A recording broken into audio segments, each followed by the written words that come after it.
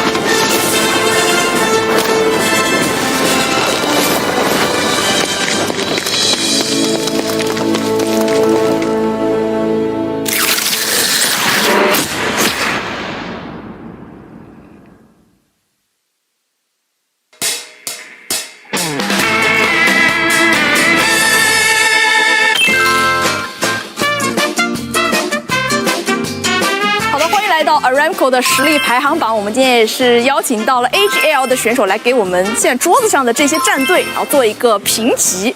来，你们现在看上哪个 logo 了？先来一个 Godlike， 跟颜色，就意思是 C 是吗？OK，Alpha Seven 吧。Alpha Seven。一个 B 吧，毕竟没进决赛嘛。我没说话，刚才说的。今年是今年，刚才说的。知道我跟谁？好，下一位 IDA Esports。D。这个往上点，这个 YG 给个 S 吧，上届冠军给个 S 吧。GK C。下一个 F。这个 F 很配啊，这个。好 UF 给个 B 吧，给个 B 吧。好，接下来 Aurora 老熟人，给 S 吧。这个 S 啊。好 S 已经有2位了。40。这个不是很猛吗？对啊。那直接给到 S。 A 跟 S 中间呗。我觉得这个应该给到 S 吧，都这么。还有这么多呢。没事啊，下面也很就凭人家是冠军，行。RQ 给到 B。 OK， 这个放哪儿 ？F。这个放到1把高那个 S 突击1等就行了，压他一头够了啊。突击1等就行了，压他一头够了啊。只需要压他一头。接下来这个给到夯吧，夯。哇，这 S 有点太多了。这个来排个这个 A 吧 A。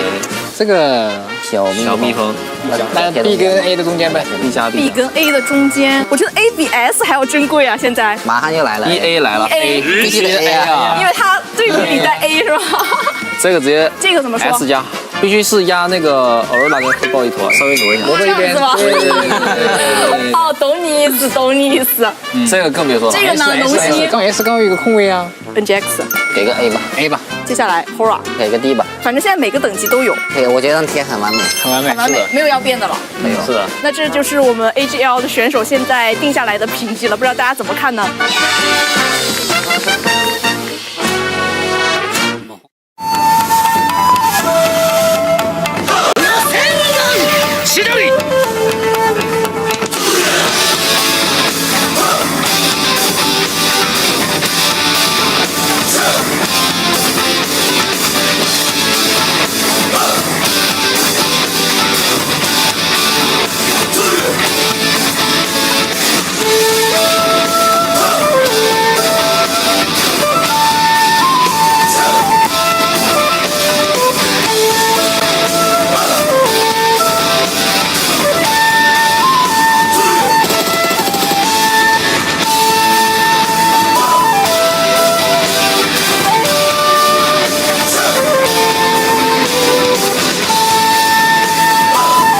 それが俺の人道だ。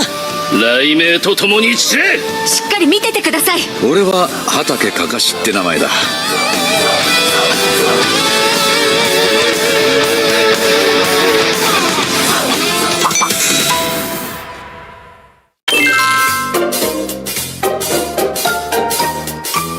What's up, everybody? It's Jukes. We're about to do the Aramco tier list, and I'm here with Nigma Galaxy. Y'all guys are gonna be the first to decide where these guys go. Let's get right into it, and let's decide the first QXZZ. I think current B. Yeah, I think so also. B? It's B. Okay. All right, we're gonna put him over at B. Next, why don't we get this guy out the way? Oh no, man. Oh. Roof. That's for sure. What do you mean? No, that's like overall like gun skill, IGL. If it's overall, go for A. A? All right. QZZ from TIAN. Wait, this guy is crazy, Yeah, bro. I he's saw really some of good. his highlights, bro. He's insane. Yes, bro. Okay, good. I was about Like, to you can say. shoot. What about this guy? Falak. For me, S of course. Yeah, he deserves it, to be honest. All right. Ayala? Between A and B. Between A and B, we'll go high B tier. All right, how's that sound? Next, Rebel.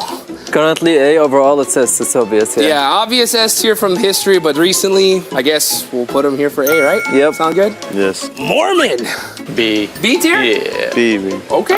Well, one guy I know you guys know for sure, right? Of course. On top from Aurora. Definitely. No need to speak Is there anything above us? Anything above us? Yeah, we just put him up there, man. He's the GOAT. All right, we'll put him right there. How's that Yeah, sound? Rebel. Yeah, that's it. How about this one? Well, Razak. I think B. I'll go for a B, yeah. He's playing great. Okay. Gen Foss. I don't know. For me, I think it's C. Yeah. Okay, you know what? He'll be the first one in C tier. Who's gonna be F? Ragnarok. But No.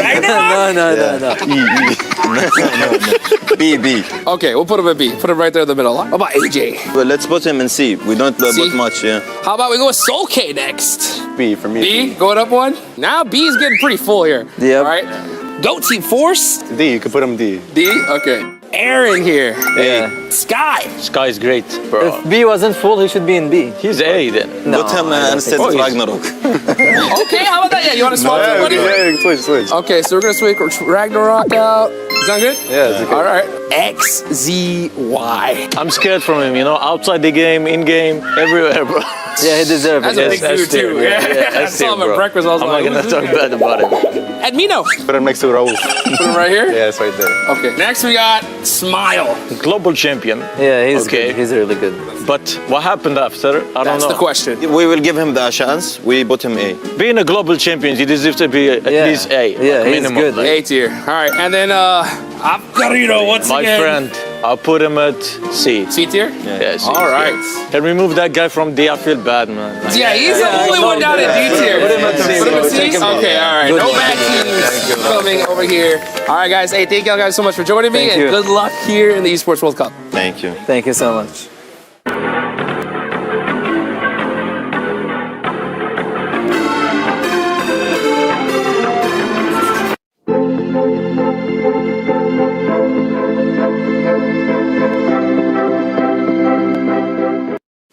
Tonight on PMWC, it's the incredible squad of GOAT Team taking on the immovable force of GEEK in a match that's being described as one of the games of PUBG Mobile that's happening this weekend. Meanwhile, there are old scores to settle at PMWC. Scores like 10 placement points and 2 chicken dinners that were scored in previous years.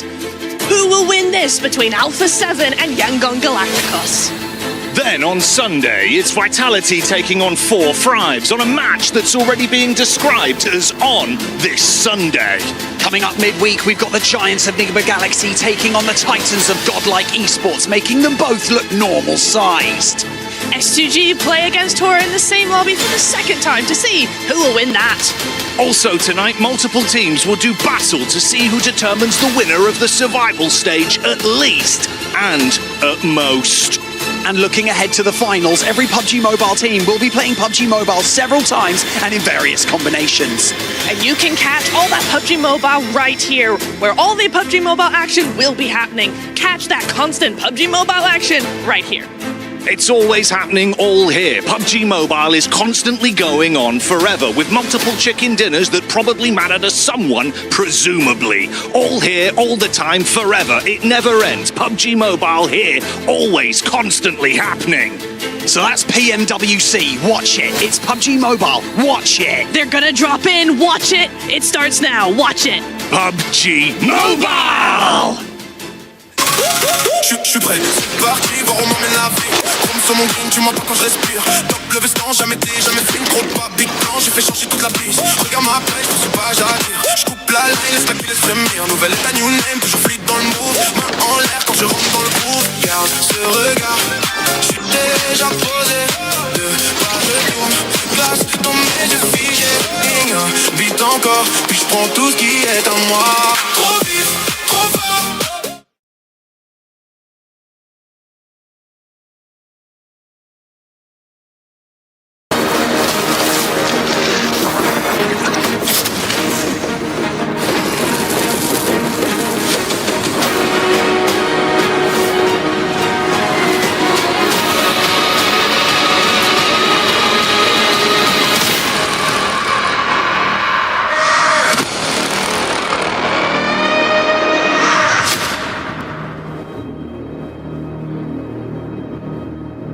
Kalaris here with my main man Hot Jukes to talk for the STC Rewind to get you up to speed with everything that happened yesterday. A very serious and potentially somber mood for some of these teams coming into day number 2 of the survival stage. That's right, because at the end of today, we'll be losing 10 teams. Their keys will be gone, Hot Jukes. Brutal. I mean, it's not just 40 players, right? There's a whole lot more involved. You got substitutes, coaches, so many people going home tomorrow. I actually got to talk to some of these guys, right? And they're like, hey, yeah, our hotel is booked for as long as we are here in the game. So literally, the teams that are in bottom 10 tomorrow are going home. I think one team for sure that is going to be completely safe is TIAN, right? Starting yesterday with a back-to-back win on Rondo into Erangel as well. You saw the emotion and the elation in their face at the end of that Erangel as well. QZZ high-fived his teammates so hard. In the interview, I saw that he had a mark on his hand. That's how happy they were about that. So they know that they're pretty much through unless something insane happens to them. Yeah, I was like, QZZ, hey, settle down, okay? I know you're excited, but don't go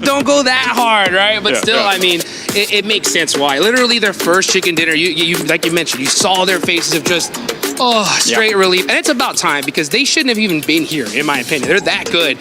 So it's good to see them finally true to form when it comes to at least day 1 of survival stage. And yeah, day 2 should be a breeze for them.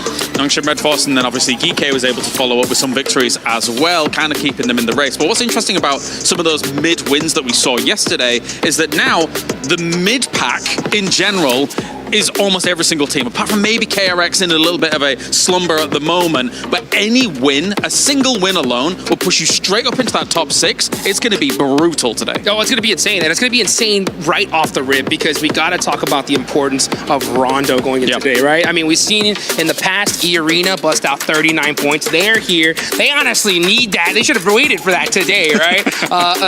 KRX, they are going to have to go. They need a miracle at this point. They need that kind of performance and even a little bit more, right, if we want to see that. But for everybody else, you're right. It's going to be a tight race just because of how things lined up yesterday. No, absolutely. To finish off yesterday as well, you had AGAL, one of the teams that's really in contention for the club championships, right? They're at number 1 in the club championships, above Falcons right now. So that win really granted them a bit more of a lifeline to be able to keep themselves rolling, not only here in PMWC, but also in the club championships as well. So that's very exciting for them, considering they're at number 1 right now. Yeah, I mean, that's a team that I kept on hearing about, like, hey, their club really needs to perform here, and to be able to win in a Los Leones finish too, right? It was crazy. You were talking about it, just like, I mean, you have been watching PUBG mobile gameplay for so long, and those rotations were insane. You were playing this since the beginning. I remember us back in the day, but of course, the fact that they were able to play that urban finish so well was spectacular. But hey, I think that overall, we have got a lot here that is going to be happening today. Of course, 10 keys will be crushed, and for our defending champions, yangongalacticos, they could be on the chopping block here today and may go the way of the dinosaurs. That's the STC Rewind. That's absolutely right, boys. Tiamba with those back-to-back chicken dinners yesterday was impressive, and they were just soaking up a bunch of points. But ladies and gentlemen, today is all about survival as we are on the survival stage of PMWC at EWC 26. My name is the 7WG, and I can't wait to see which teams are going to be joining the rest of the squads that are currently in the finals. I'm joined by Maxman and Neptura. Neptura, how are we feeling? It feels good outside too. It feels a bit sticky. It's a bit sweaty, much like, don't laugh at me, much like the teams are feeling very sweaty here. They better be, because we're losing 10 of them, Max. They have to be now or never, or they go home. The teams are feeling sticky, you Very say? sticky and Interesting. sweaty. Well, I hope they'll Yes, stick it's to the August. top 6 right now, because that's where you want to be at the end of the survival stage. Because everything is just so close right now from some of these squads. But for everybody currently watching at home, if you're not feeling sticky, make sure you use that hashtag EWC and hashtag EWC26. And don't forget to do the EWC Play app so you can put in your predictions. Predictions, Neptura, who are your top 6? Oh, my top 6. It's got to be Tiamba, Nongshim Red Force. Ooh, A7, let's just put them in there. Yangongalacticos, I believe in them. I'm also thinking maybe a little bit. Did I say Nongshim already? I already did, didn't I? EA. Let's put EA in there. You know, we can't escape the Rondo that they had. How many is that? I didn't count. I didn't count. We were supposed to be keeping count. AGAL. There we go. There's the 6th one. Solid 6. Solid. Honestly, that was good. Hey, look at you. For everybody, don't forget that we are going to be having 16 teams playing throughout the day. Only the top 6 will actually move on to the finals. The rest of the squad, Max, all of them, those keys are crushed. Yeah, and actually, we're not even going to use the crush. It's just going to be my raw hands crushing them into absolute dust. That's why I wish I was that strong. Got to hit the gym a little bit more. But no, it's going to be unfortunate. There's no second chances. It's the survival stage. And if you don't make it, unfortunately, you will go right home, sent away from Paris. As we're taking a look at the overall here, the sponge points from Tiamba were absolutely insane. They end up finishing with 75 points. But then we had the Brazilian squads end up showing up, Natural, because FURIA in 2nd place, Alpha 7 in 3rd place. I can't believe I forgot Furia was in 2nd place. I can't believe I've done this. Furia was one of the teams I've been looking at this entire event, so actually going to change that. Furia going to be coming on in. I like what we saw with them with yesterday. I can change it. It's not settled yet. Like that? Okay. Yeah. Furia. Did Furia play well, yes or no?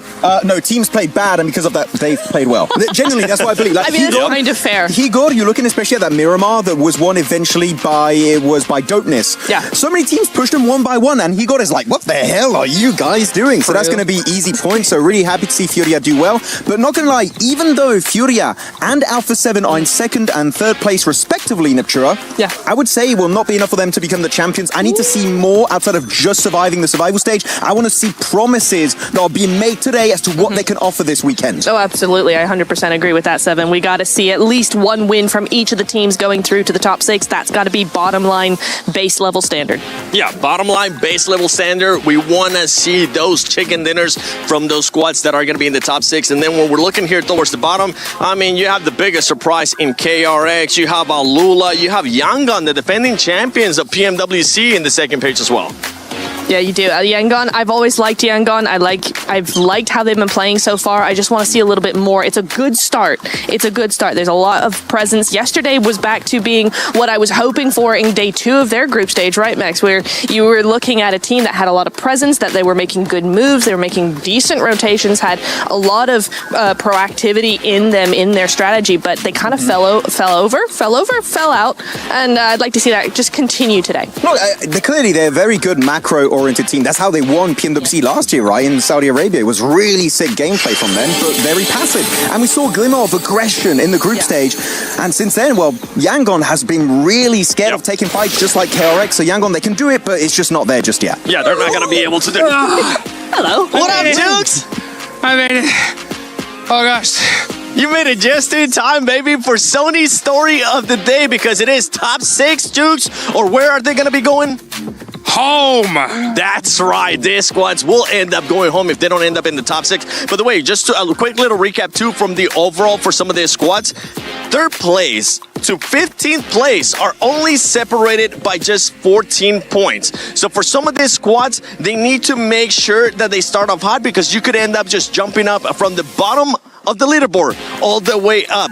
But we do have to talk about Tiamba because Tiamba's performance was absolutely insane, Neptura. It was. We love to see domination from any sort of team, and this time it was Tiamba. Here you are going to see the head-to-head, just going over 4 Thrives' win in their group stage over both days versus Tiamba just yesterday, and those stats are looking pretty darn similar. I mean, the elims are exactly 44 each, so you're looking at very, very equal gameplay. They do have different ways of going about it, though, and so in some ways, as much as I'm a 4 Thrives fan, I do feel like Tiamba has the edge over this one because they are patient. Tiamba, very, very patient, very quiet. You don't hear anything from them, but they go from 0 to 100. We saw that win in Erangel where they just came out swinging, whereas 4 Thrives, they rely on momentum so much more than Tiamba do that it's going to be a little bit more difficult for them. I mean, for the entirety of this tournament, I feel like even if a team is doing well, sometimes I've been critical, like, oh, they're very aggressive, but maybe lacking on the rotation side of things, or they're very good macro-wise, but they're not very aggressive, maybe too passive at times. No, especially on those 2 wins, they drop on the opposite side of the map, go and find their way into the play zone, and they just start obliterating people. QZZ putting up numbers, but I know you in particular, Hot Jukes, you were casting that Melee 1v4. He was showing up massively on that opening day. Oh, it was about time, man. And, you know, I was talking to James a little earlier about, like, just look at their faces when they got that win. You know, they're high-fiving just a little too hard because I saw QZZ kind of was like, in his hand, like, what just happened? But that's what it's all about right here. Milu has been crushing in the day 1 of the survival stage. He had 18 eliminations, 3,400 damage. Hot damn. That is insane. And then you got QZZ on the other hand, 15 eliminations, but 4,000 damage. So he's putting down those shots range. Yep. I like what you said, Neptura, right, about the difference between 4 Thrives and them. You know, there is a difference between Group A versus survival stage, but it's about time, Tiamba. Let's go. They should be a lock for the finals. It's about time for some of the other squads too. We're going to be looking at AGL and ULF because these squads are currently middle of the pack max. And as we were talking about just now, there isn't really that much of a gap point difference unless you take into consideration first place, which all you need to do is just be in top 6. But for these squads, they also need to make sure they start being proactive and aggressive. Look, I know I usually shouldn't be making predictions, but if I had to predict 2 teams I genuinely believe can escape those bottom ranks and make it last second in the top 6, it would be All Gamers and ULF. They've shown absolute promise in their past tournaments, especially looking at All Gamers. PMMI had a big step up, and ULF, man, PMGC last year and especially PMGO Season 1 of this year, they were looking very impressive. The ULF annoys me, you can even see in the replays here, they don't have strong positions. They keep getting these central positions. They're sometimes even favored by the circle, but they don't have these strong holds on those positions whatsoever. They get surrounded, lose that foothold, and then just get completely swept under the rug. I feel like ULF is a team that has some of the best fragging power in the world, and they're just not making full use of it. And even with the likes of All Gamers, you look at their placement points, they have 12 placement points total. 1 chicken dinner over the course of 5 matches then. That means they got 2 placement points. That is abysmal if you compare it to their Chinese counterpart of Tiamba. Yeah, and when it comes to AGAL, this isn't just huge for them, it's also huge for their entire organization as a whole, because, you know, we got the Esports World Cup going on right now, and they are really pushing their PUBG Mobile team to pop off. So the fact that they did, especially here towards the end, was so crucial for their squad, right? And if they can continue that here today, they should be a lot for top 6, but it's so dang close in the middle. It's literally anybody's game. Super close. Honestly, super close. Even if some of these teams don't end up getting a chicken dinner, if they're able to manage a top 5, especially in Rondo with what we have seen from some of the other squads where multiple squads are able to get 10 or more eliminations, that leaderboard is going to be shifting throughout today. And before we actually keep on talking about some of these teams, I know Lace back in the studio just feeling cool, calm, and collected. They want to talk about some other teams. Yes, thank you so much, Seven, and welcome to the Cozy Corner, where we're about to spill the tea for you, joined by Kalaris and Jackie. Now, Kalaris, you had a nice little conversation with yangongalacticos. Spill the tea for us. I'm concerned for them, Lace, honestly, because coming into today here, last day of survival stage, they are the defending champions. However, when talking to Smile about how things maybe go from last year compared to this one, they want to try and mix in some kind of aggression in order to be able to keep up with this lobby. I don't think it's kind of mixed in just yet at all, and I think they're going to have a very hard time mixing it in when they won the previous year off some passive play. So it's going to be difficult, I think, for a return championship performance. I mean, I have to agree and, you know, a lot of the teams that we sort of put in that passive play style have been kind of gifted zones, and I haven't seen really YG get that kind of zone gifted opportunity. So I must agree with you there. Oh, the tea has been spilled. Now, Jackie, we have E-Arena. They were heavy hitters in our group stages. They've kind of gone like that middle ground now. Spill the tea. All right, yeah, I've already poured mine out when James was doing his bit, unfortunately. It's all over the floor, so mind your step, guys, especially if you're in the arena here in Paris. Yeah, I think you're spot on, Lace, right? It's one of those where they are a good team, and obviously this was the Rondo game where it really opened our eyes to this event. We're thinking, oh my God, no one could even really contest them. I think all of the eliminations they got, if I'm not mistaken, none of them were respawns as well. Basically, right? So it was pretty much a clean run of just pure dominance. They weren't contested. That's the difference. The longer the tournament's gone on, I feel like teams are just clapping back against them, James. When you kind of have these incredible high highs, again, to break record in terms of all of PUBG Mobile history, to then have the kind of wishy-washy performances that they've had so far. It's funny because when I spoke to them right after this, they said, lucky. And I was like, no, not lucky at all, not lucky at all. But now that I'm looking at it, I think to myself, after all the other games, I'm like, okay, maybe there is some truth to that. And I don't want that to be the case because the arena has been able to show this incredible kind of performance. I agree. And after like an interview that they had yesterday, and they were saying like, you know, we're not really getting that kind of that gateway to be able to take it. And I kind of compared it to FURIA. FURIA were aggressive and they're making those sorts of plays and they're getting those points. If we can just see E-Arena return to the aggressiveness, because the only other team really doing that, I believe, is FURIA, where they're actually hunting down their plays. I think if E-Arena can adapt to that, they'll be the second kind of team doing that aggressiveness. The main concern is that yes, right now they're currently in that top 5, right? However, the mid pack is so close and all the way down to 15th place, basically, Jackie, that anybody from those positions could quite easily jump up with just one game alone and knock them out of that top 5 instantly. And I think that is why it's so tumultuous right now, because obviously we've seen it's not that consistent from them, right? So how do you fix that in the space of one day? 6 games left to go. Fear starts to kick in when other teams are rising their skill level as well. It feels like everyone's getting a bit better the longer the competition's gone on, especially in survival stage, with our top squads out of the running. Yeah, it's just a bit hard out there, Lace. You can cut the tension with a knife. And we can cut the tension with our teas. Guys, great job. That's been the tea from the Cozy Corner. We're going to throw it over to Glitter with the CC update. As we head into the last day for survival stage, it's time for another CC storyline check-in, because we're focusing on 2 teams today. We've got GEEK Esports, who are in the top 6 right now, and if we were to do some quick math, hypothetically, if they could win the entire event, they would jump from 17th to 6th place on our CC leaderboard. But the even bigger storyline is, of course, AGAL. The team at the top of the CC leaderboard right now finds themselves in survival and in 9th place. So not only are they not safe, they haven't guaranteed their place into finals. It's very close, though. We have them at 32 points right now. They're only 7 points behind 6th place at 39 points. And GEEK Esports, like I just mentioned, they are at 41. Suffice to say, it's a very close lobby right now, which means 6 matches they played today are very important. We're going to be checking in all day long to see how they're doing, keep you up to date with all these storylines. And at the end of it all, we'll see how it plays out. Thank you, Glitter, for that CC update. Yeah, the CC update is going to keep on getting even spicier, especially as we get closer and closer to the weekend.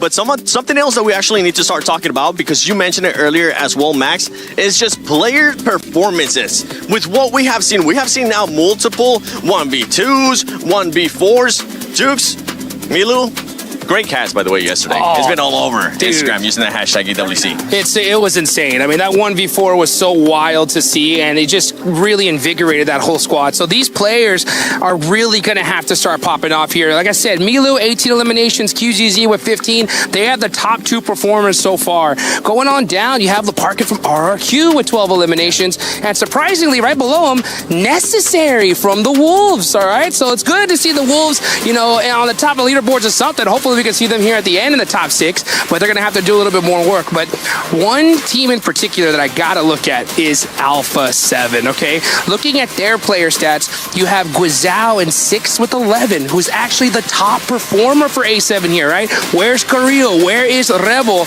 They're down in 11th and 19th. So these are 2 squads that definitely need to start popping off quick here, Neptura. No, they really do. I've been looking at A7, right, because this team, we expect so much from them. We know so much about them, and yet they're doing nothing of what we expected them to do, to be honest. They're so hot and cold, and yes, the stats do match up to a fairly decent day, right? I mean, we did see some great stuff here from Revo, Guizal here with a lot of damage, a lot of elims coming through, but it is just so sad that we're seeing a hot and cold situation coming on through here because, yeah, you've got those splits and the defense is really good. You've got, you know, good opportunity taking, good rotations, but when they try and take these fights, they just go in one by one, and it's odd decision making from such a top tier team. Yeah, you can see actually Guizal is going to be the top performer for the team, which is very cool to see the new blood of that squad do so well. But actually, I asked Revo yesterday, just before my segment with Kalaris on the stage, and Nuth was set to play because he's like the Rondo guy, and I believe because of that, they're going to put Nuth back to play onto Rondo, and who knows, maybe some of the Erangels because he's such a new player here in the scene. So Nuth, I think, has a lot of potential, but it does kind of take away some of your team synergy when you add a player literally last second. The thing is, not only that, especially when you put him at this kind of stage, we tend to have very big tournaments, and this is one of the biggest tournaments for PUBG Mobile esports throughout the year, and usually the pressure ends up getting to them. Quick, who's going to be getting the first win? Predictions time. Oh, let's give it to E-Arena. E-Arena? I think it's gonna be Furia. Furia? KRX, come back. KRX, all right. I'm going to go with none other than Alpha 7. But it's time we see who's actually going to be getting that first win. Put in your predictions in the chat. Use the hashtag EWC or EWC26 if you end up using social media. But it's time. We start the final day of Survival Stage, PMWC at EWC26. Here we go, baby.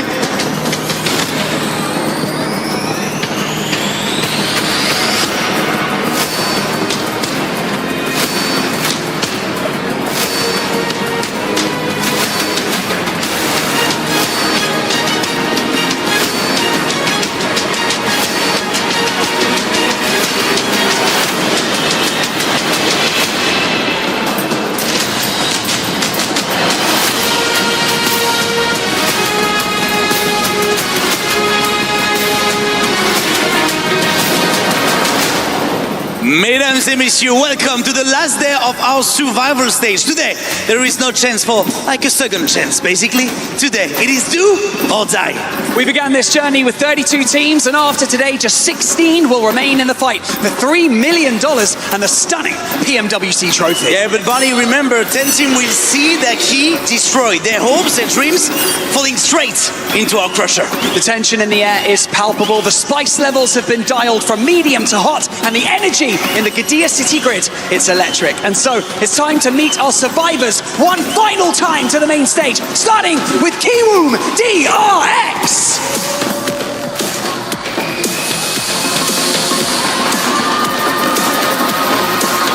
7-2-1 GS Esports.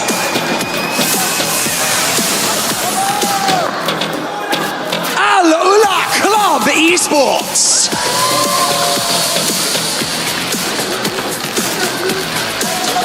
Your defending champions of PMWC, yangongalacticos.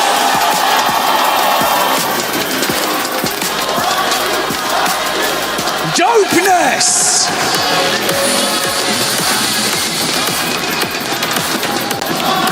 Go team.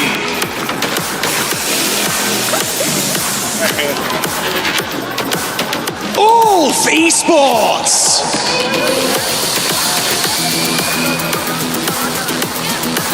AGAL.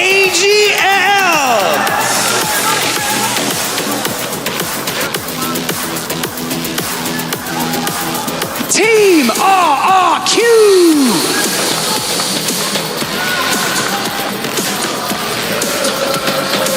Wolves Esports.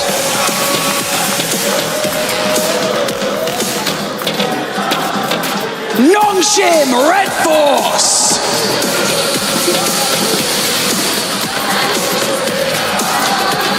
E-Arena.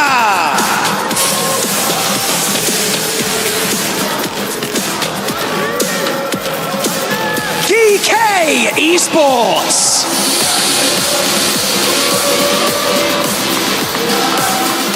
Alpha 7.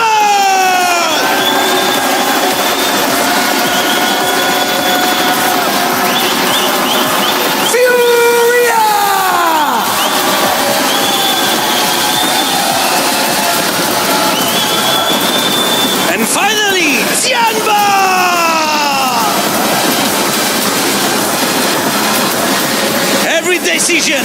Every clutch can change your team's fate. You've got just 6 games left to prove you deserve a spot among the best in the world. The finals are on the horizon, but who has what it takes to claim the 6 places that remain? It's time to lock in and find out.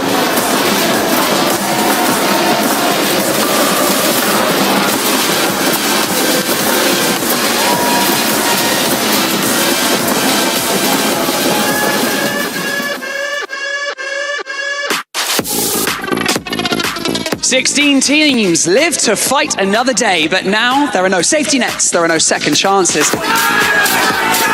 Today is survival stage, so the points are reset, and basically, Barney, anything can happen.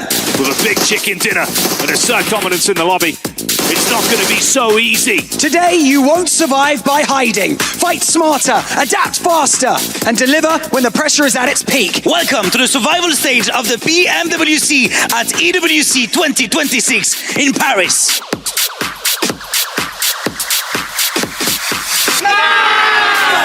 Tiamba's back-to-back, 3 players versus 2.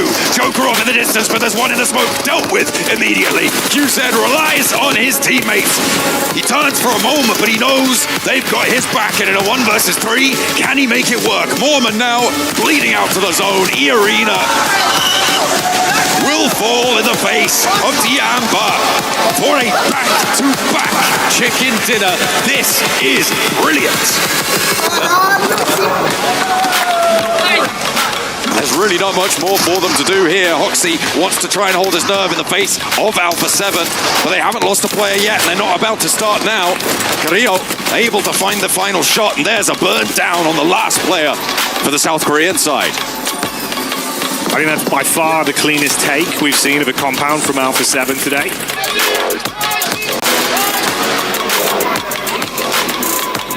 Kevin moving up with that almost blown up vehicle here. They know that they are bleeding. Obscure up, trying to make a play all by his lonesome self. The Revo goes down, and now they're gone. GEEK said, it's done. Yeah, see you later, Alpha 7. This is our game to win. But again, like, Alpha 7 takes so long to even do anything in that situation. They could have helped along that fight with E-Arena a lot sooner.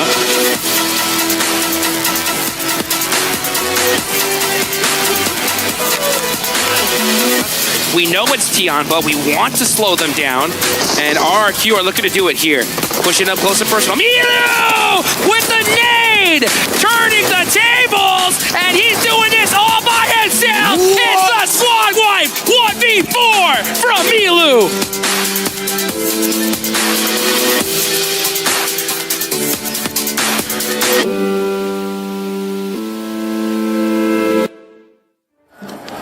A desperate last-moment dash coming in now for our teams with 6 more matches to play. We are going to be heading straight into Rondo to kick things off. It is all to play for. More 1v4s? I hope so. I hope so too, man. I mean, the 1v4s yesterday were pretty mad. Milu made that one look incredibly easy. Overall, just very, very excited to jump into the final day of survival before we head over towards those finals. Let's find out who our top 6 will be, which 10 teams will be sending home, because this is the most brutal stage thus far. Tiamba right now on an average damage count of 1,758 damage per game, but it's the average survival time, which is just disgusting, at a whopping 27 minutes and 38 seconds. When roughly most games end at the 30-minute mark, we are making it pretty much right to the end every single time. Slightly different story here for E-Arena, John, making it fairly far in, but we're lacking on those elims. It has been less aggression coming through from E-Arena. Yeah, and I mean, those 2 minutes are pretty important as well. Yeah. Towards the end of the match, always those 2 minutes equate to maybe like 5 placement points, essentially, when you're getting down to the wire. Every single team will know the importance of just going those few minutes further, deeper into the game. Alpha 7, they definitely want to try and get up towards the top 6, break into it solidly. Well, they are there currently, but, you know, keep that momentum going to be able to sow the seeds of victory. Yeah, they were able to penetrate into the top 6 yesterday, which is fantastic for them, but it came at a cost, right? There was a lot less aggression coming through from them. They were relying on lucky games, and I think for them, I'm hoping that yesterday was a bit of a wake-up call. I hope they got back and they weren't happy with that top 6. That's what I'm hoping for right now for Alpha 7. I'm hoping they go back to their old antics, a little bit more aggression, a little bit more speed, velocity in these matches. That's what makes them them. And I truly believe if they continue playing like this and they do make it through to the finals, it is going to be a bit of a wash for them. This team has a lot more to give, but this year it's just not been it. Anyway, let's drop in with some of our other teams. Wolves right now, it's just not working. It really is not working for them at the moment at all. Again, that cohesion, talked about yesterday, not quite there. Feels like some of the rotates towards the end game feel a little sloppy. But honestly, I do think that they have some strong players on side. I mean, Elementrix really impressed me yesterday overall. I still think that this guy is one of the strongest players from that team and is a really strong contender here at PMWC, at EWC. But the individualistic nature of teams just does not work anymore. Everyone needs to step up. That's the thing of the past. Yeah, I mean, absolutely. It's something we've been saying for the last probably few years now at this point, right? You do need to have all cylinders firing to make sure your engine's pushing as hard as it can. And it's potentially something for a couple of our other teams to be considering. We talk about star players quite a lot, and I feel like Ulf and Nongshim both have their star player on side, and Eren and Hyunbin respectively. They do need to have the rest of the team with them. We have seen that from both of those two rosters, though. I'm hoping for a lot more. I like the brains on Nongshim, and I feel like Ulf can step forwards, but it's the top 6 as the target as we break into the day with our first match. It is brutal as always. Rondo ready to roll.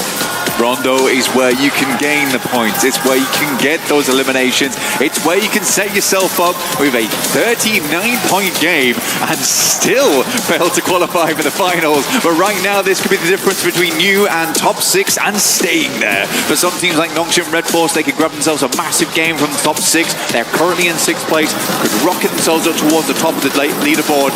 Tiamba, however, I think their momentum is legendary coming in from day 1. I don't think they're going to be stopping anytime soon.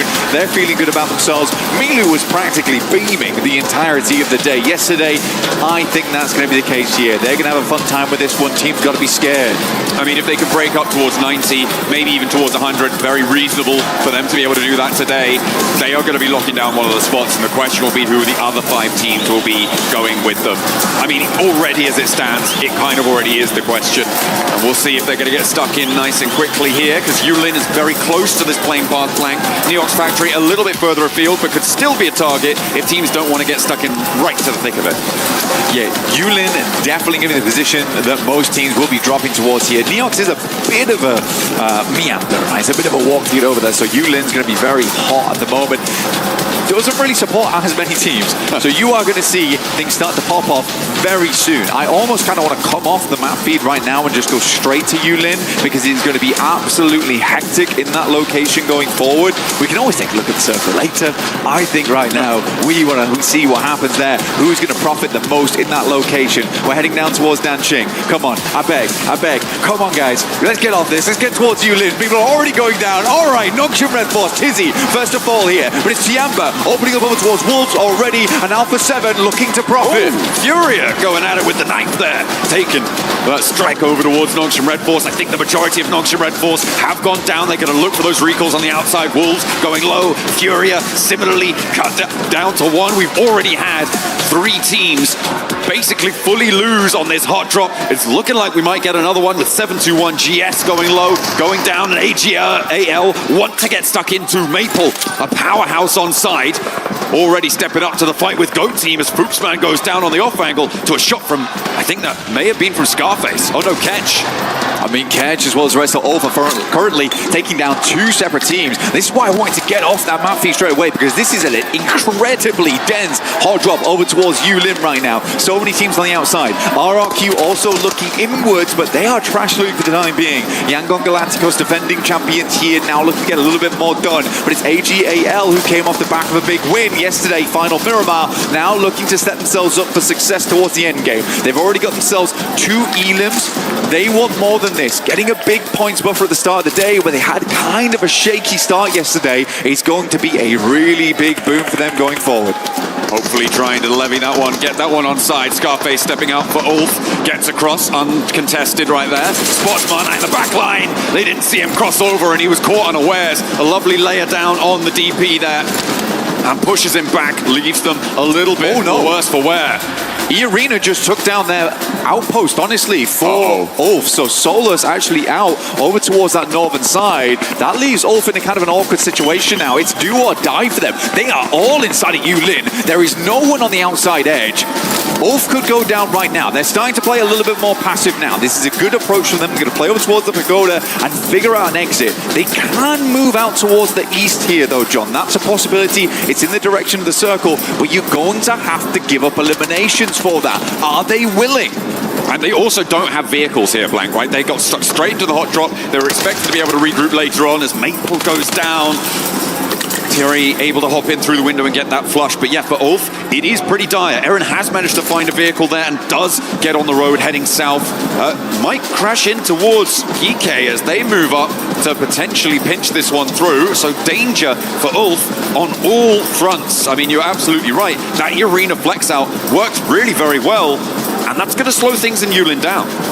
But that feels like a bit of a misread coming through from Ulf. Honestly, for E-Arena, it was clear before the tournament ever started. They tend to go for this big old trash loot drop over towards stadium side. They don't just stay in stadium. They like to have outside outposts. And for Ulf there, that's a little bit of a poor read in my opinion. And Solus pays the price for it. And for a hot drop there, which could have been absolutely monumental for them because Scarface was certainly feeling it, suddenly you're having to leave some of these eliminations on the table. Quizao finds A-King from Tiamba. And E-Arena looks to send out over towards the northwest side. RRQ moving down towards the southeast, looking to poke their nose in over towards Yulin. But we're on board with Furia, another team that was doing fantastically well yesterday. Right now, Ayala, one of the top players, currently down. We're in ball with the coach corner. Honestly, the coaches, they look happy at the moment for Furia. We'll see for how long. They're going to be holding on the inside. E-Arena, I was pointing at it for you there, but out they were jumping onto the Alpha 7 solo, who they've just taken down as well. So Alpha 7 now in in this Yulin hot drop in a crucial route out. They need to try and find it, or it could be all over for them. A very, very difficult spot for them to find. E-Arena been playing spoiler. A jump around the corner, those were back in with Furia. Sheep trying to find the shot, and he will be able to shut it down. Furia keep themselves going. The engine is roaring. Once again, Igor's a great approach here from him. Keep things going, like you say. Quizao on the exit. GEEK, Ragnarok is in front. Lepar takes a lot of damage. Ragnarok just gets fully melted, just crushed underneath the bonnet. We'll just get the reset on that one and go for the revive, but all right, I mean, that's how you do it if you're Quizao. 7 eliminations. What a dangerous game right now for Alpha 7, yet they've come away with 7 eliminations. But hell, John, this is good for Alpha 7. This is what we want to see. I don't want to see you guys going center early on. I want to see you flexing that close quarters combat. And this is very, very promising. Very, very promising. E-Arena have been an absolute nightmare to the solos on the north side. They've gone and sent a duo down to 1 recall tower. They took a solo out. They've sent it to another recall tower, another solo gone. That has changed the dynamic in Yulin so dramatically. It looks like they might have been trying to catch out a player from Alpha 7 again on that egress, but Quizao does manage to slip on through that net. And E-Arena now sending a duo in towards Yulin itself.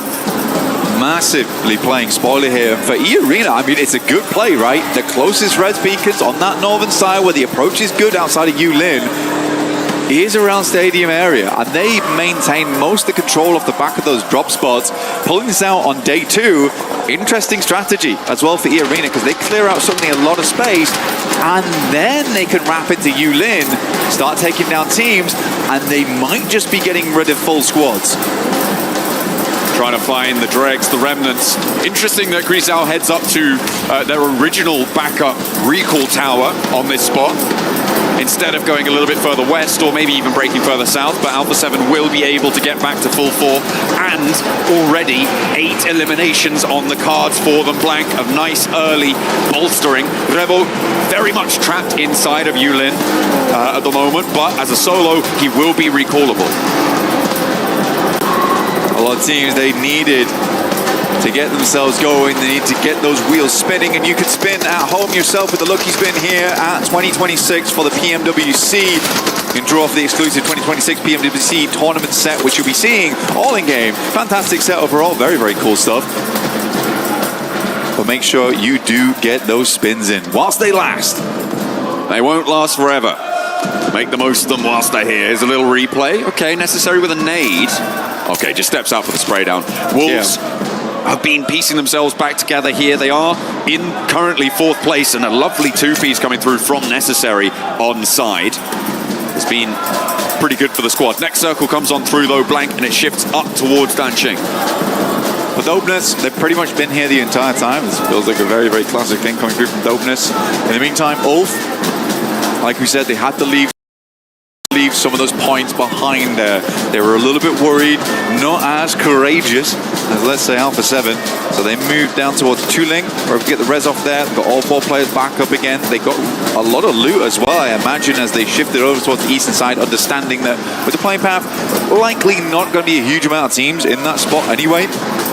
So a slight risk, but overall did work. E-Arena finding Saf G. AGAL piecing themselves back together, now rotating in from that eastern side. That is a weird and unfortunate rotate for them. Looked like they had to go very far to get the reset, which means they'll be likely playing edge later on. Revo finding Easy with Bad Boy and instantaneously getting the flush. 9ing them so far. The team is bruised and bleeding, but they are still going. And they've got all 3 of their players who were recalled up on that northwestern side, starting to make their way away from it.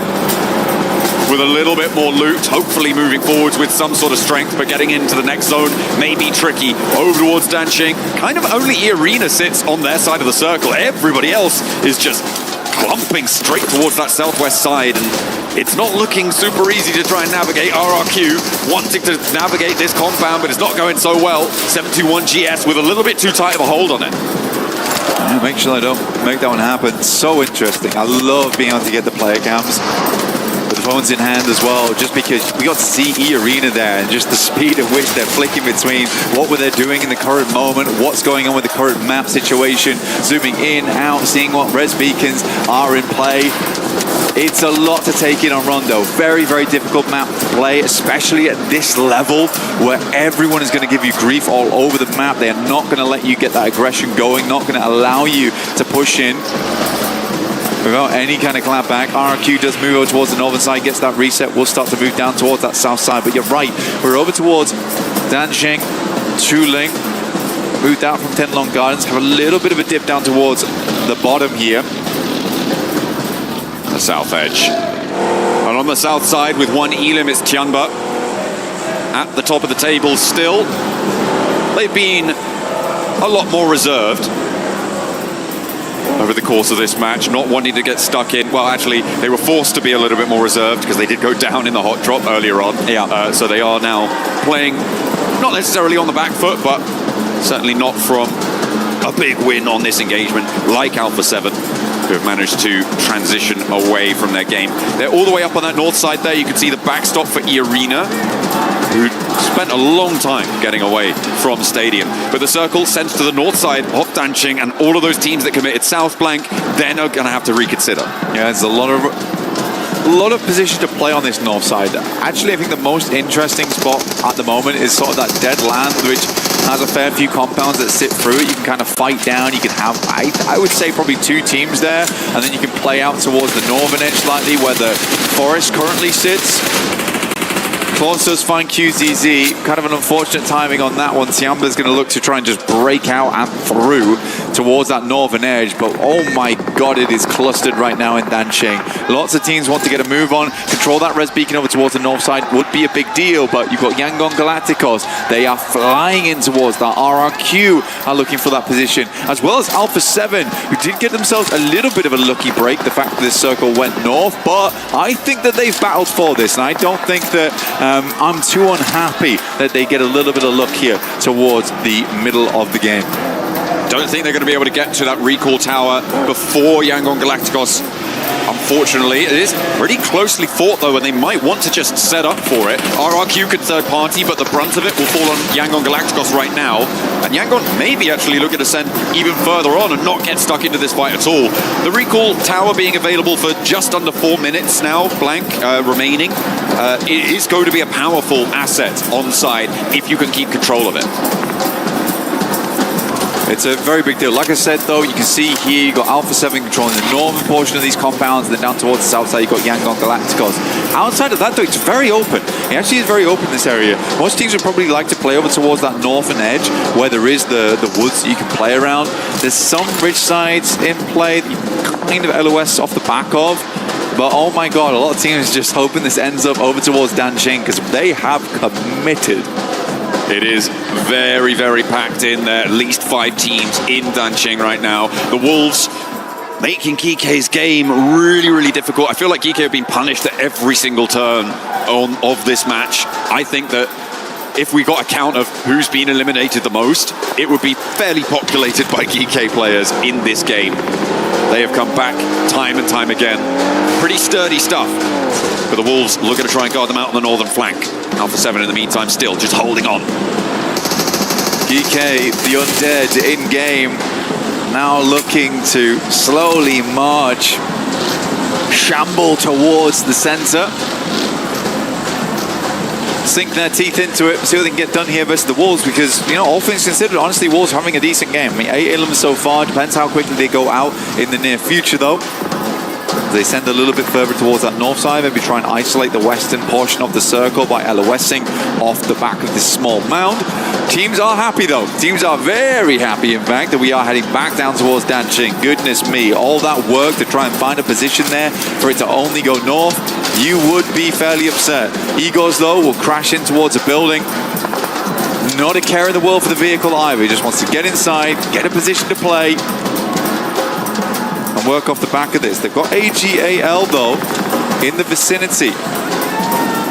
Yeah, the inside negotiations from Danqing are tense, but it's the south side that we've hopped on towards here with GOAT Team and Alula that is going to have to move. It's going to have to get dynamic. Ulf could potentially bear the brunt of the pressure, could get third-partied. The west side as well with Nongshim and 721 GS have to move on in as well. But I feel like that may be a little bit of an easier approach. In the meantime, GEEK continue to tear limbs away from themselves. They drag their form in towards Danqing. And they lose Ragnarok. That's the price they pay. But with 3 players, it's still doable from the inside. Easy Van Boy looking for that cheeky angle around the aircon unit. Poking the barrel through the window there. Ooh. Bit obvious, almost. Safji underneath. Ulf taking a little bit of punishment over towards GOAT Team. But they have the inside edge. So it's quite surprising that GOAT is taking the fight to them so well. Alula, R3B will find a shot over towards Speaker here. Dopeness was here very early, but I feel like Dopeness, outside of some of the good games they've had, which have got a little bit lucky at times, they just don't have that firepower. The defensive capabilities. Not quite there, not quite there, can't hold off the onslaught. Alula went for a wild crash, by the way, from the area near GOAT Team on the south edge. They just went straight in and they've managed to land on their feet. And GOAT Team similarly have pushed it towards Ulf, and it's not going well kind of for either team, but Ulf right now on their last player alive on the fight on the south side, and they are bleeding out. Something awful. Those recall towers are shut down now, Blank, as well, which means that you are not getting players back to their feet if you go down. And with Ulf just on Solus, GOAT Team getting those reses on that angle, it looks like they may be able to stay alive as 4 after a crash onto Ulf. For Solus, I just don't see him as the guy anymore to get that 1v1 What is it now? Yeah, the Go team didn't lose a single player. Very, very interesting stuff. I'd love to see a replay of how all that went down, just because Go team versus Ulf, you'd expect that to be a much easier fight there for them, but they have had a tough approach into this game. A lot of it has been on the back foot so far. But now Go gets to move on as a 4-man. A massive boon to them on that south edge. The north side starting to get a little bit more tense as well, with Nongshim Red Force, Alpha 7, yangongalacticos, RRQ all starting to try to figure out how they can step forwards. 721 GS trying to move around on that north side as well. The Wolves are closer to Danqing than the rest, but no safer. 721 instead decide to crash into the settlement. Rayhan down and will be flushed out, I imagine, fairly quickly. And they're trying to crash onto the GEEK position, as well as Lufa. It's really weird to me right now. You see RRQ, you see yangongalacticos, you see Alpha 7, you see Nongshim Red Force on this north side where the circle now shifts towards. That becomes a very prevalent area of the map. There was not a lot going on. And I mean, I can understand it when you're about 20 seconds out from the next circle. You don't really want to get into a big engagement just so you can quickly move out. I believe that Alpha 7 was trying to hang on to this location on that northern side while still pressuring out Nongshim Red Force. However, this required a hard shift over towards the north. I am confused. I sort of want to see a little bit more firepower. You want to start clearing out this northern edge so you can just start peppering the entirety of the teams in Danqing if it does move away from it, which right now it absolutely is.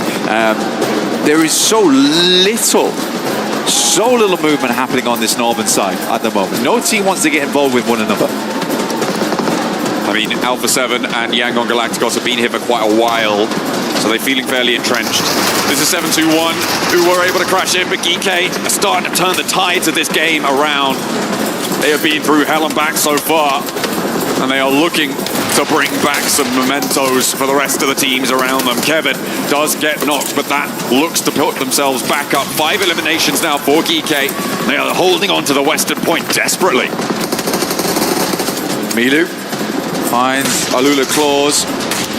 Alico kind of whiffing one of those nades there. Alula will back off, try to get Claws back on his feet, but Samji is fully flushed out in the meantime. Goats are moving in. Get a good amount of damage done, but E-Arena's already sent out over towards that northwest. They get into an altercation with E-Arena. Where is the aggression? This is... Go, honestly, is doing exactly what I want to see. They should hear this engagement over towards the northern side. Would not be surprised if they try and push this one. Well, that's the arena cleaned up, and now it's just Nongshim who stepped into the firing line of Goat. Alpha 7 looking to flex out as well. Maybe able to find it. Some emergency cover dished out by Hyunbin, and Alpha 7 okay on up to the ridge. Okay, this is good news. So we have Guizhao. Guizhao leading the charge. It's very confusing for me. But I'm glad he is. He gets something done. The airburst does no damage to him. He's going to try and move the vehicle out just slightly. Go is another team trying to pinch it over towards this one. But they're recalling him. They're pulling him back. Carrillo has managed to get himself knocked over towards that northwest side. They're looking for the save on this one. Quick smoke out the window. Guizhao doing a lot for the team right now.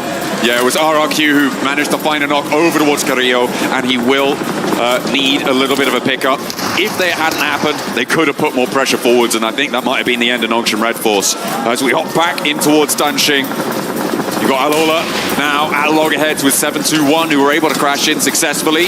Alola, as well, similarly capable of getting in and amongst it. But everybody's holding their corner. Next circle, very likely to push a lot of this one out. And I feel like AGAL may have the better time of it. A nade over the road from R3B is able to connect. And that opens the door for Alola, or at least it gives them time to get the res. Some more damage, and now they have to hold off FURIA on an off angle. FURIA going to try and move out here. Next circle comes through. We'll head over towards that eastern side. yangongalacticos, defending champions, right in the center of it all. Looking now to begin the tornado. Sweep through all the rest of the teams. R3B does go down for Alula. 721 GS try and hold down. It's a good double.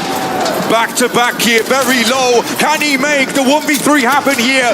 No. Won't quite get it done.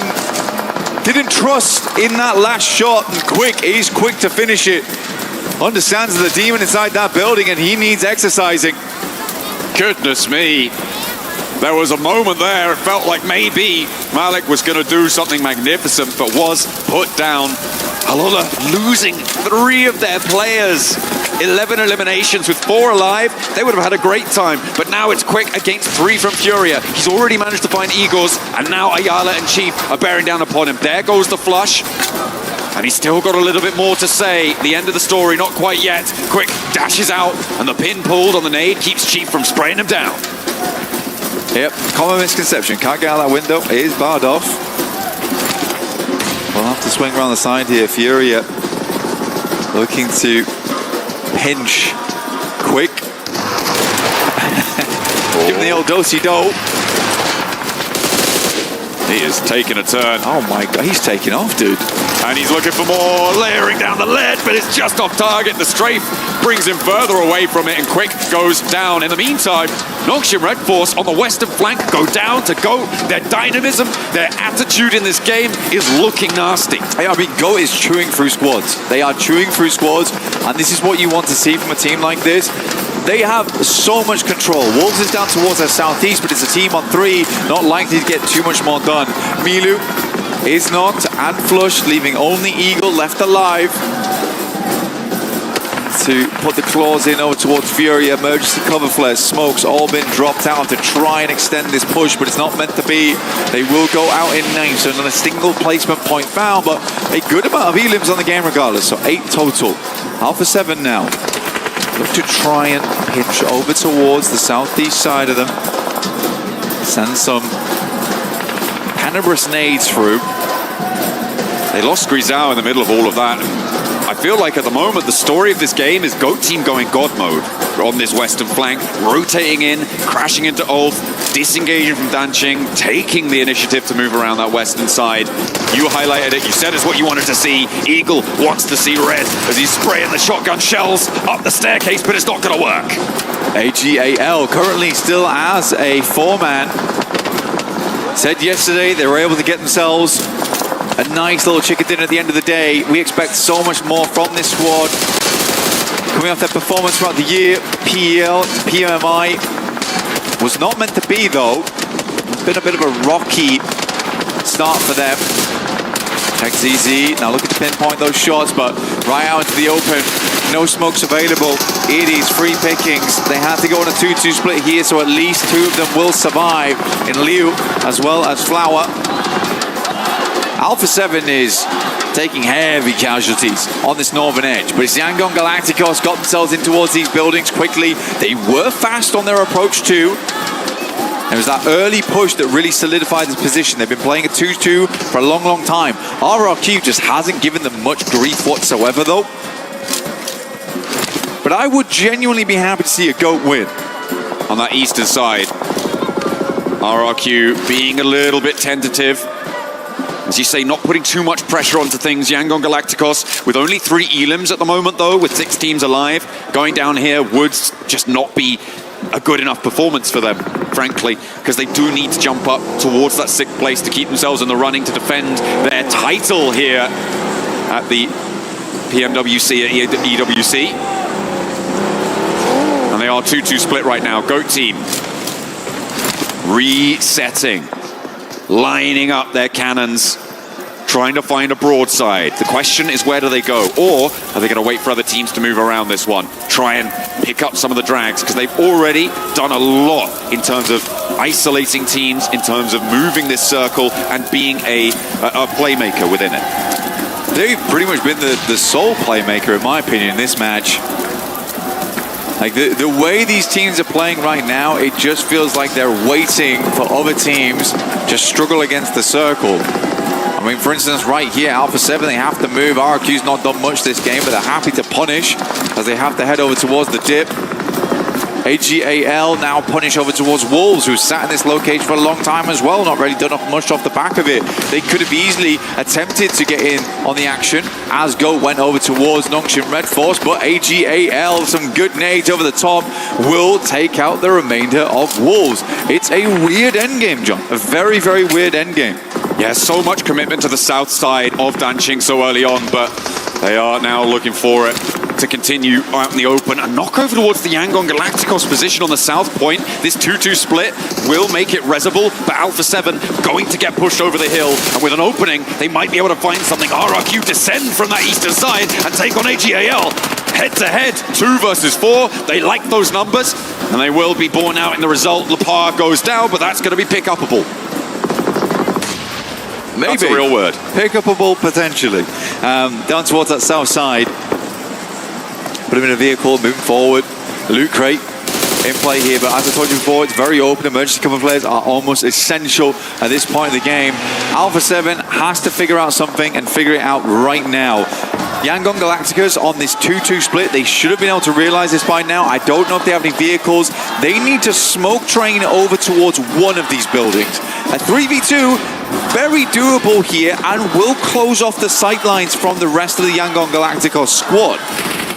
A nade, a little opening, and Alpha 7 will descend. Maybe even GOAT team could crash on towards it. But they're content for now. As RRQ start to march forward, Alpha 7 with the cover flares, they can get a little bit closer to this now. Black Revo is spotted though from across the way and will be immediately flushed. So Alpha 7 down to 2 very, very quickly. And how do you make this one work? Shots now being levied over towards GOAT team on the western side. But they can't move. It's a stalemate. RRQ holding out GOAT team. GOAT team holding out RRQ, you're right. Alpha 7 trying to get some shots over towards yangongalacticos, but RRQ just have these broadsides, and not for a single second have they just let Alpha 7 move freely here. It has massively slowed them down. I think they were coming into this endgame with very few smokes available. Zone 9 now just hits, and we will be closing to center. Qiddiya, last nade. Has to be a big one, but I think at this point in time, it is the final hurrah from Alpha 7. yangongalacticos though up to 6 eliminations. How do they want to play this one out? GOAT team is just looking monstrous this match. They genuinely have looked better than everyone else. A real wild crash out from RRQ as they try and mount up, get across the open ground and only leave 2 of themselves alive. But in a 2v2 against yangongalacticos, it's not all done and dusted. A hop out from Smile. What are you doing, man? Straight into the firing line, and that's the opener that RRQ were looking for. The blue zone pushes them further. They have to get out of the warehouse, but the blue zone's choking them. yangongalacticos starting to have to leave here. GOAT team will squeeze the pressure on. RRQ moves out, JS9 in play, but it's GOAT once again. Killer Joe at distance. yangongalacticos down to 1 final player. What can Mane do here? 60 bullets in a dream. A nade over towards Romeo. The blue zone's going to force him over the edge. He drops down, and down he goes. It is GOAT team going God mode. They have to be happy with that game. I mean, the way that they're screaming the end of it, they deserve this match more than anyone else. There was such slow gameplay from everyone else in the lobby. It felt like GOAT was the only one carving their own legacy into this match. Couldn't ask for anything better. You really couldn't. They climbed themselves up to the top of that mountain, and it was a tough road for them. Their positioning on the south side, as you were saying, they were the only playmakers in this circle. Their move to Ulf, their decision not to try and just stumble forwards, creep towards Danqing like everybody else. Instead, they stepped back, they looked at the bigger picture, and they took a big chicken dinner. There was just so much willingness as well to just give yangongalacticos those locations. Playing a 2-2 split there, for the amount of time we're in that location, you deserve to be crashed upon on that 2-2 split. Holding those 2 buildings for as long as they did only happens because there is such passive gameplay around them in that location. Everyone is so afraid to get third-partied right now, and again, that's survival stage, John. That's what happens. The pressure is on. GOAT's feeling none of it, apparently. well, yeah, they were just unleashed there. They were allowed to graze on any pasture they liked. There was just nothing stopping them. And you're right. I mean, it was particularly RRQ and Alpha 7 on that northeast side around the yangongalacticos position that just really didn't push into it, didn't go for those targets until the blue zone forced them to do something that was completely unfavorable to their longer-term point-scoring prospects. It's very tentative gameplay right now from Alpha 7, and it's almost annoying for me because the beginning of that game, my God. Oh yeah. I saw glimmers of the past. I saw the demon that used to be there before the mass descended. I want more of that. Alpha 7 looked genuinely insane at the start, but let's hear more from Kalaris and what he thinks about Alpha 7. Thank you very much, boys. Yes, once again here for the 100th time I am with Revo, as always. Let's talk about that game, actually. Of course, Go Team did get the win, but you guys were incredibly resilient in this game. You actually, from the word go, E-Arena hunted down Carrillo and then was able to take him down. Of course, then you were able to save Gizao to be able to get the res off here. But what's going through the team's mind in that point? Because that's a scary prospect when you're in a hot drop in Yulin. Yeah, I think we know that can happen. Like, it can happen with everyone. So we always have a plan B to do anything when that thing happens. So we was ready to that, and we did a great match. Yeah, you guys have already told me, you told me especially, that you're really good under pressure, and that kind of really exemplifies it. And speaking of that pressure to continue on in the game, once again in the late game, you guys go down to one player and able to get the recovery back up to 3 to continue things on to eventually, I think you had like 9 limbs in this game as a whole or something like that. So when you go down to the 1 again and then are able to recover to the 3, what's going through the team's head in that moment? I think like that's means to be a Brazilian because we never give up. So we was trying to keep everyone alive. Of course, we lost 1, but we are trying to stay like safe in that house, and we did it. Like, and in my mind, it was not passing nothing. I was like, it's okay. We're gonna do it. We're gonna do it anyway. So yeah, was that. Feeling good for a top 6 today? Feeling good. I know God gonna give it us. If you qualify, gonna be by God. So I trust Him, and let's see what's gonna happen. Message for the fans. Tamo junto, hein? That's Revo.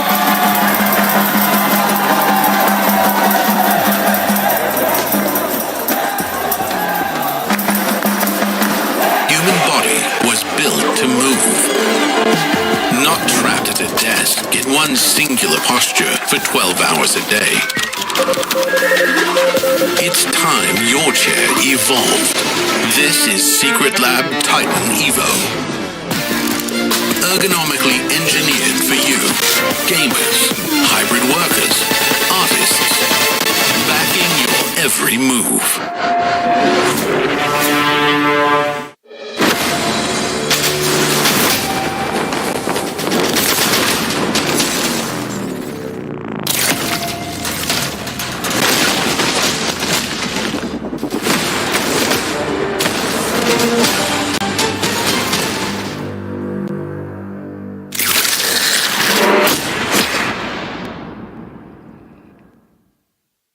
Hi, I'm here with FURIA from AGAL from the survival stage. I want to ask them a few questions about the tournament overall and see where they sit so far. So first questions first. You guys were 9 points away from qualifying through into the final. I wanted to ask you guys if there was any adjustments from the group stage that you could have maybe changed looking back at it to maybe just go directly into the final for the top 5. 那我们现在在生存赛当中有 AGL 的 Flowerfish 给带来我们这次的采访。然后 Flowerfish， 首先你们当时小组赛的时候，其实差9分就能直接晋级到决赛了。现在，如果让你去回想一下的话，当时能做出什么样的调整，或者怎么样的进步来相当于能成功的拿下这9分，并且直接进决赛呢？其实当时知道差9分，其实挺可惜的吧。然后因为那人的圈运其实也算很好的。 然后当时也是没打好，心里一直在想，如果少犯点失误的话，是不是就直接晋级了？ It was a pretty big disappointment to lose out with just 9 points, and honestly, like the circles were pretty friendly towards us. I think that like luck was on our side, but we just made a couple of mistakes too many. And looking back, you know, if we only just ironed out some of those mistakes, played a little bit better, I think we could have gotten that 9 points and gone straight into the playoffs. Yeah, I think you're right on that regard. Okay, so let's talk about actually the last game from yesterday on Miramar, and it was kind of like Los Leones finish. Urban endings can be very difficult for a lot of teams to be able to move through, but AGAL performed it masterfully to be able to go from building to building, really get through to the middle, despite having to make a lot of movements. So, were there any big challenges that you felt like there was going to be there when you were making those moves through Los Leones? 那我们先说一下昨天打的最后一张图，因为当时是那个沙漠图，而且那个圈都是在那个城区嘛，然后城区的这种圈通常都是最困难的，因为四面埋伏，就是到处都有危险。但是你们却是非常干净利落的一栋楼一栋楼这样清过去，然后最终成功的直击了。那能不能跟我们说当时那一张图当中哪一些时刻特别的危险，以及你们当时做出了哪一些就是比较亮眼、比较优秀的一些决策呢？当时的话应该是扎进去的时候风险挺大的吧，然后当时是被两边一直扫，还好没有掉人。然后后面的话就是我们一起抱团吧，然后一步一步清一个边出来，然后慢慢的往前推，往前打。Well, yeah, when the circle first formed and we saw that it was in Los Leones, it was very dangerous in our initial incursion into the circle because we were getting kind of like flanked by two different teams. But we managed to, you know, form as a group, we pushed as a team, and then once we cleared out our own side, our own niche, I think it became a lot easier, and we were just clearing building by building together as one singular unit, and I think that was what clinched us victory. All right, thank you very much, Farage, for the interview. Thank you for the translations. That's been us here with AGAL.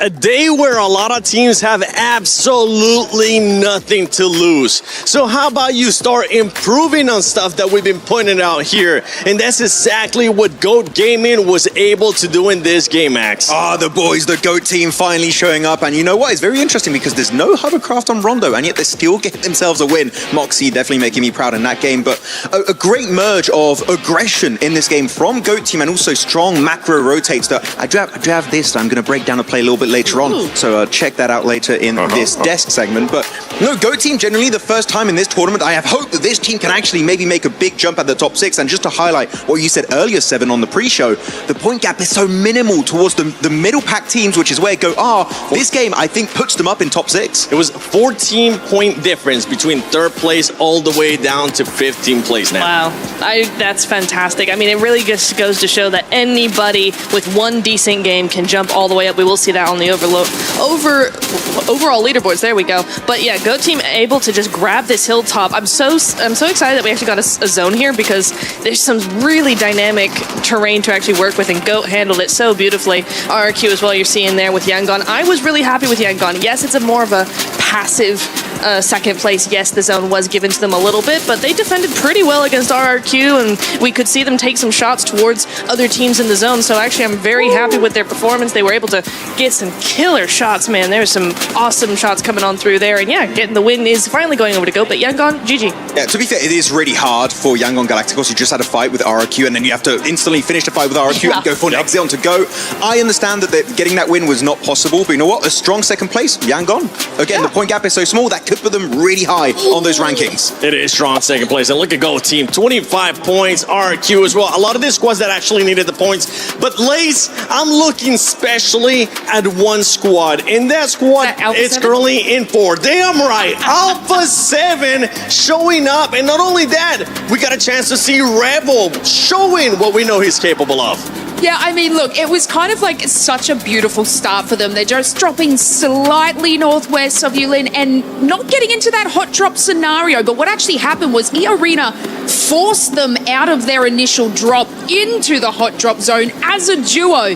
But you think that would be the downfall of them? No, Reaver the Beast has been unleashed and has come back to play today. He was able to drop 5 eliminations, holding off so many teams that there's actually, I wish I grabbed the clip for you, scaring away RRQ. I mean, he is pushing so much presence onto this team that their team was able to revive themselves, adapt. They cleared a very clear route for them to be able to sit on that northern side. And although, you know, they ended up as a duo at that final against YG, did you see just how much aggression they were showing even as a duo in between a split hold of YG? Like, this is all we were asking for yesterday, and they've turned up today. Yeah, throw away that car once again. Just make sure we stop hitting Max, because everybody's been doing it over and over again. Max, I got you. But just talking about, exactly. Talking about that gap of points, a GOAT team ends up pushing up all the way up to second place, and this is perfectly. This couldn't be the most perfect example for all the teams that are currently outside of the top 6.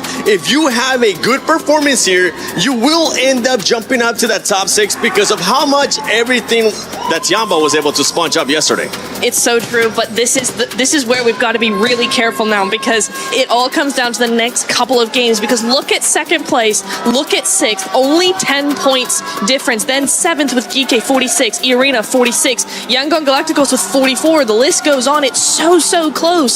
So GOAT may have gotten a big jump into that second place position, but it's not over yet. We still have 5 more matches to actually, it could go either way here. These other teams, they're not going to be happy where they are. The points are so close. It's really anybody's game now. That leaderboard is going to be shifting, okay? It's going to be shifting not only during the match, after the match, and everything in between. We don't know which top 6 teams are going to be going towards the finals, but I do know that GOAT team has been putting in the word.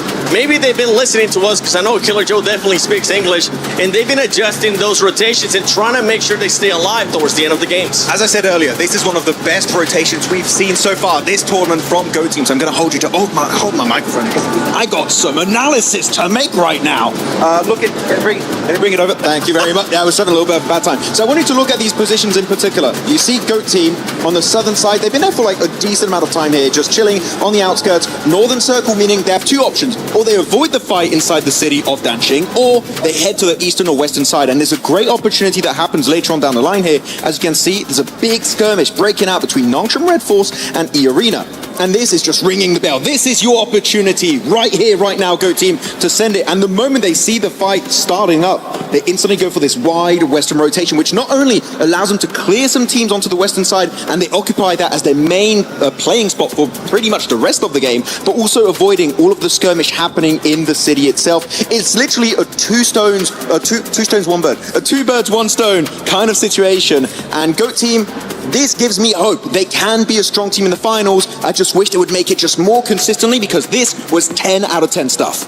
And that's why GOAT team, out of all of us, with the improvement that you've been able to do on that one, you get a chicken for that one. Hopefully you'll be able to keep on getting more, because right now we're going to be heading on to none other than game at number 2, baby.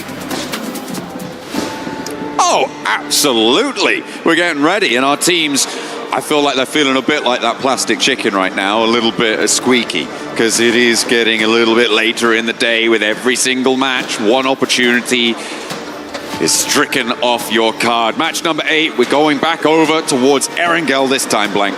For GOAT team, obviously, it's very easy to put all those points. And Valve 7 on our screen. Obviously, I've been critical. Yeah. But I was, at the start of that last game, I was very pleased with their performance. I really was. There's just tentativeness towards that last 10 minutes or last 5 minutes when they get to those stages of the game, where even then I could see Guiz out setting himself up for that fight, that engagement versus GOAT team, which might have been the winner. Qiddiya gets picked up on the backside there because it's just not a full cohesive push. It's tough. It is tough, and I understand that last game was a lot of moving parts in that end game.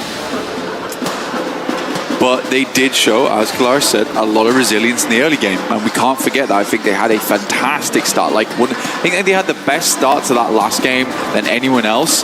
And I've said it before, it's very promising right now. So we'll see what more they can get done. The FURIA, on the other hand, another team that I did want to talk about. I think they went down fairly early in that last match. They got stuck in towards Danqing, tough position to play, slowly bled out players. I have no doubt in my mind, though, the FURIA is not going to pop off later today at some point. I think the FURIA should be in that top 6. I think they belong in that top 6. From PMMI to now, they are looking for a big win at a major stage in the year.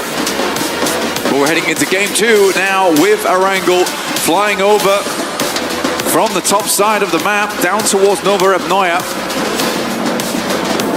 A nice even plane path here, Blank. Nothing too dramatic. Our circles have been pretty cruel, though. I think it's safe to say we were maybe a little bit of we were given a little bit of rest from it in that last rondo. Not super favorable for the teams on the south, but it felt reasonable. We have had some much worse circles moving forwards. E-Arena out fairly early, near Alpha 7 there. E-Arena employing interesting strategy at the start of that last rondo, right? Really going on the hunt, like targeting those recall towers and finding those solos in a way that I don't think we've seen so much. It's definitely something that teams have thought about doing. It's some things that we have seen happen, but it felt very much like a very specific game plan for E-Arena to be able to go for those hunt downs. And it was, I believe, it was Ulf and Alpha 7 who lost their solos. It's been happening actually a lot more recently. There's been more and more times where we'll try and catch out 1 or 2 teams who are just carelessly throwing over towards the same spot every single time. That team will just wander in, get themselves a free elimination, and practically ruin the hopes of another team, or at least make their rotations out very difficult, like it was for the case on Ulf. So yeah, I do think that that is happening more. It's just the first time we've really seen a team go after multiple squads at the same time. QZZ currently at 4,470 damage done. Milu close behind at 3,900. But the drop off between QZZ and Killer Joe in 3rd place, kind of wild, because 3,500 damage is pretty good, honestly. But QZZ has just been on another world entirely over the course of these 2 days. Circle very kind right now over towards Boatyard Ruins. GEEK getting a nice start over towards Pachinki at the moment. Wolves scattered across Gatka Fields. And you could be scattering Jutsu all over the place with the new Naruto skin set, as well as the Ninetales Fury Org. Make sure to draw that in-game, because goodness me, that's a gorgeous skin. One of the best ones, actually, I've seen in quite a while. And you can also have a little tiny Kurama if you want it, right? You know, you get that Ninetales Fox. He's got loads of emotes. It's fun. It's good stuff. It is very cute as well. It was one of the things I was very envious of. I have to try and pursue that one. Get your spins in, get on to the game, see if you can pick those up. RRQ on the south side near that quarry area. No early engagements. We're not seeing a hot drop in Pachinki anymore. It's just GEEK on the inside there. Now that was settled. That was drawn to a close. And that's what they're all playing for right there. We just saw on our screens the beautiful trophy here at the PMWC at EWC. And also get a nice little flyby of our wonderful stage. Banked on both sides by fans from around the world, which is great to see, honestly. It's really, really cool to have everyone here supporting the teams. The atmosphere has been fairly electric, and I might add quite loud. Oh yeah. But I am happy, you know, there is some rambunctious support for the squads. Absolutely. The drums of war beating heavy on the ears of our players. Well, hopefully not, actually. They have ear protection on, so they should be fine. And they will show their support efficaciously. GOAT team, okay, moving over towards what? Yeah, it's true. It's very effective. I feel like searching the dictionary for that one. Efficaciously. Yeah, it was good. It was good. I think I came. I up saw with you pull out the dictionary and start flicking through there. Hey, you know, sometimes I just got to riffle through it. Rifle. And what I find would be eleemosynary. Oh, okay, wonderful. No clue what that means. Neither. I'm pretty sure it means like something. You've just... All right, fair enough. You skipped a single page and just gone for it. Just because you read the dictionary doesn't mean you know the definition. I would hope you did. You're like the picture book of dictionaries. You just look at the words. Yeah. You don't want to look at the definitions. Absolutely, yeah. A is for Alpha 7. That's true. B is for Brazil. B is for Brazil. C is for Korea. I don't have it. I'm out. I'll tap it out of that one. Furia. Ooh, stop, drop, and roll. down the hill, but they do get back to their tyres and will be on the road again to come in from that eastern side. Tiamba from the northeast from Yasnaya, making their way into teams looking to leave Pachinki, or well, crowd in around the edges of Pachinki in this spot. They're still far afield from one another. These teams are still a little bit in that looting phase. Yeah, it's a calm game. It's always weird coming from Rondo because it's from minute one you're bombarded by elimination after elimination. Plenty of ridiculous infighting towards some of these POIs on the map. But for Erangel, this is a pretty reasonable circle. Honestly, I don't think there's nothing too crazy about this whatsoever. I feel like the first fight that might pop off is actually Alula on their crossing from the north side. Depending on where they go. Alpha 7's arch nemesis. Yeah, Alpha 7 are kind of in the way. But Alula could just go further east and try and push in on that side of things. And Alpha 7 are a little bit split right now, so it is kind of dangerous if Alula go for a full crash on towards one of the positions on the north with Obscure, with Revo, both kind of isolated from one another. Well, for Alpha 7 right now, I can see what they're trying to do, right? You're trying to maintain control of box, also have some control over the compounds that sit underneath Everest, and you're basically guaranteeing as much in towards the next circle as possible. All those locations are good, and there is support that you can make from across the river. And Guizhou went for a slight push-up over towards that north side as soon as Obscure was sending back that information that potentially was a team roaming on the northern edge. But he's going to back down towards the south side of Everest. Everyone's quite well situated though. School currently taken by Tiamba. They shifted over from that eastern side. Alula crosses over the water to the banks of Rozok. But pretty much this one comes down to zone 2. There's plenty of space for absolutely everyone here. So we can probably talk about some of our teams. Currently in this one, yangongalacticos getting a very free and easy rotate from that south side. But AGAL wasn't a horrendous game last time around, but they did fall over at some point. I think I'd like to see a step up from this squad, probably towards the first portion of the day, right? First 3 matches, I'd like to see something good out of this squad, and that would indicate they could potentially be in that top 6. I think so. I mean, certainly coming into the survival stage, if you had to pick AGAL or Tiamba to be in the first place position of this lobby, this is not the reality that you would have selected, given the performances that we saw back in those group stages. For AGAL, they have fallen off, but not far enough to be outside of that opportunity zone. With GOAT Team in second place on 57 points, that's 17 points ahead of AGAL in 12th. Which means that they have a massive opportunity to be able to push on through, to change the story here. As for almost all of our teams, in fact, as the circle crunches in, again, fairly chilled out circle, keeps that northern side a little bit in, but again, you're just going to have to look to move forwards. And Alula split themselves 2 and 2 to try and find the best way across. I imagine that they've spotted Alpha 7 on that location. With Alpha 7 looking to regroup, Alula will be able to get through. It's interesting. It would be interesting to see if they try and go 2 and 2 and actually cross into different locations, because at that point they're committing to being completely split until they can regroup in maybe zone 7. It's really hard, okay? It's really, really hard to play across Boatyard, wrap through the rolling hills on the south side of Boatyard and back to one another, which is why you're actually seeing them re-rotate to regroup over towards the western edge alongside the rest of the team that's south of box. AGAL getting blasted right now as they push over towards ruins. This was a very desperate rotate. They're mildly successful, honestly, off the back of it. They get into position, they play the bunkers, they play the sandbags. Okay.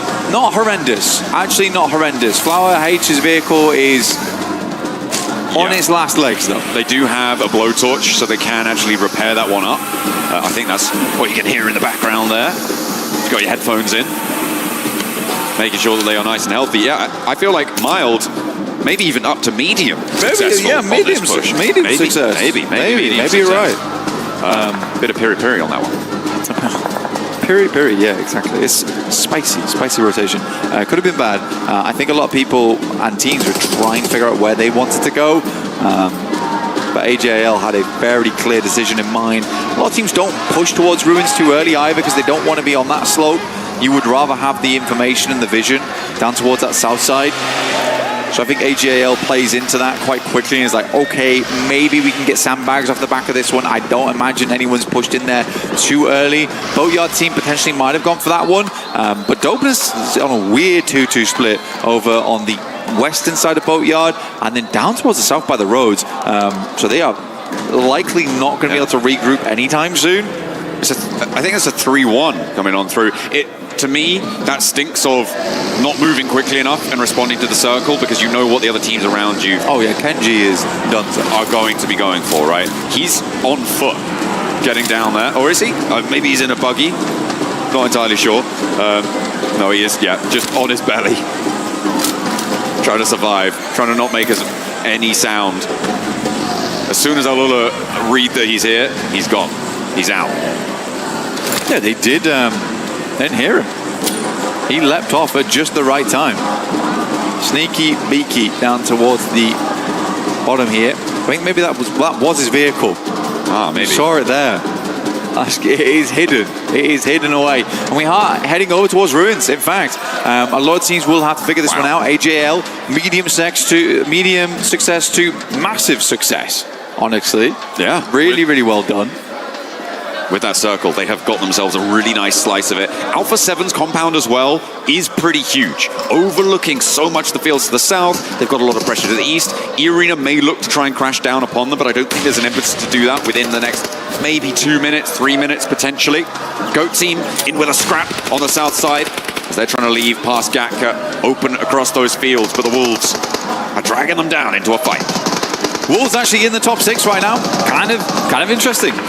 They've been able to get some points on board, but Elementrix will fall now.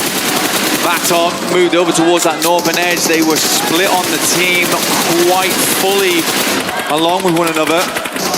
Slonic just about able to get off into the distance, but before he does get knocked down, I think for Wolves right now, there's a bit of a awkward push out. And they weren't really thinking that, oh my God, there's going to be a lot of teams coming from that south side. And we're quickly shut down because of it. Ulf tries to go center. Ulf is not a team we expected to be in 13th here. I think this is a very big surprise for everyone. Currently only on 2 players. And we're probably thinking that for the guys on Ulf, this is a hard achievement to make happen in the last 4 matches, because I don't think they're getting many points off the back of this game. They would have to shoot up the rankings if they want to make it to the top 6, and Ulf getting sent home today would be a massive deal. Definitely. I mean, it is a team that has had some ups and downs, I think it's safe to say, over the course of these group stages. Not quite able to make it all the way into the top 5.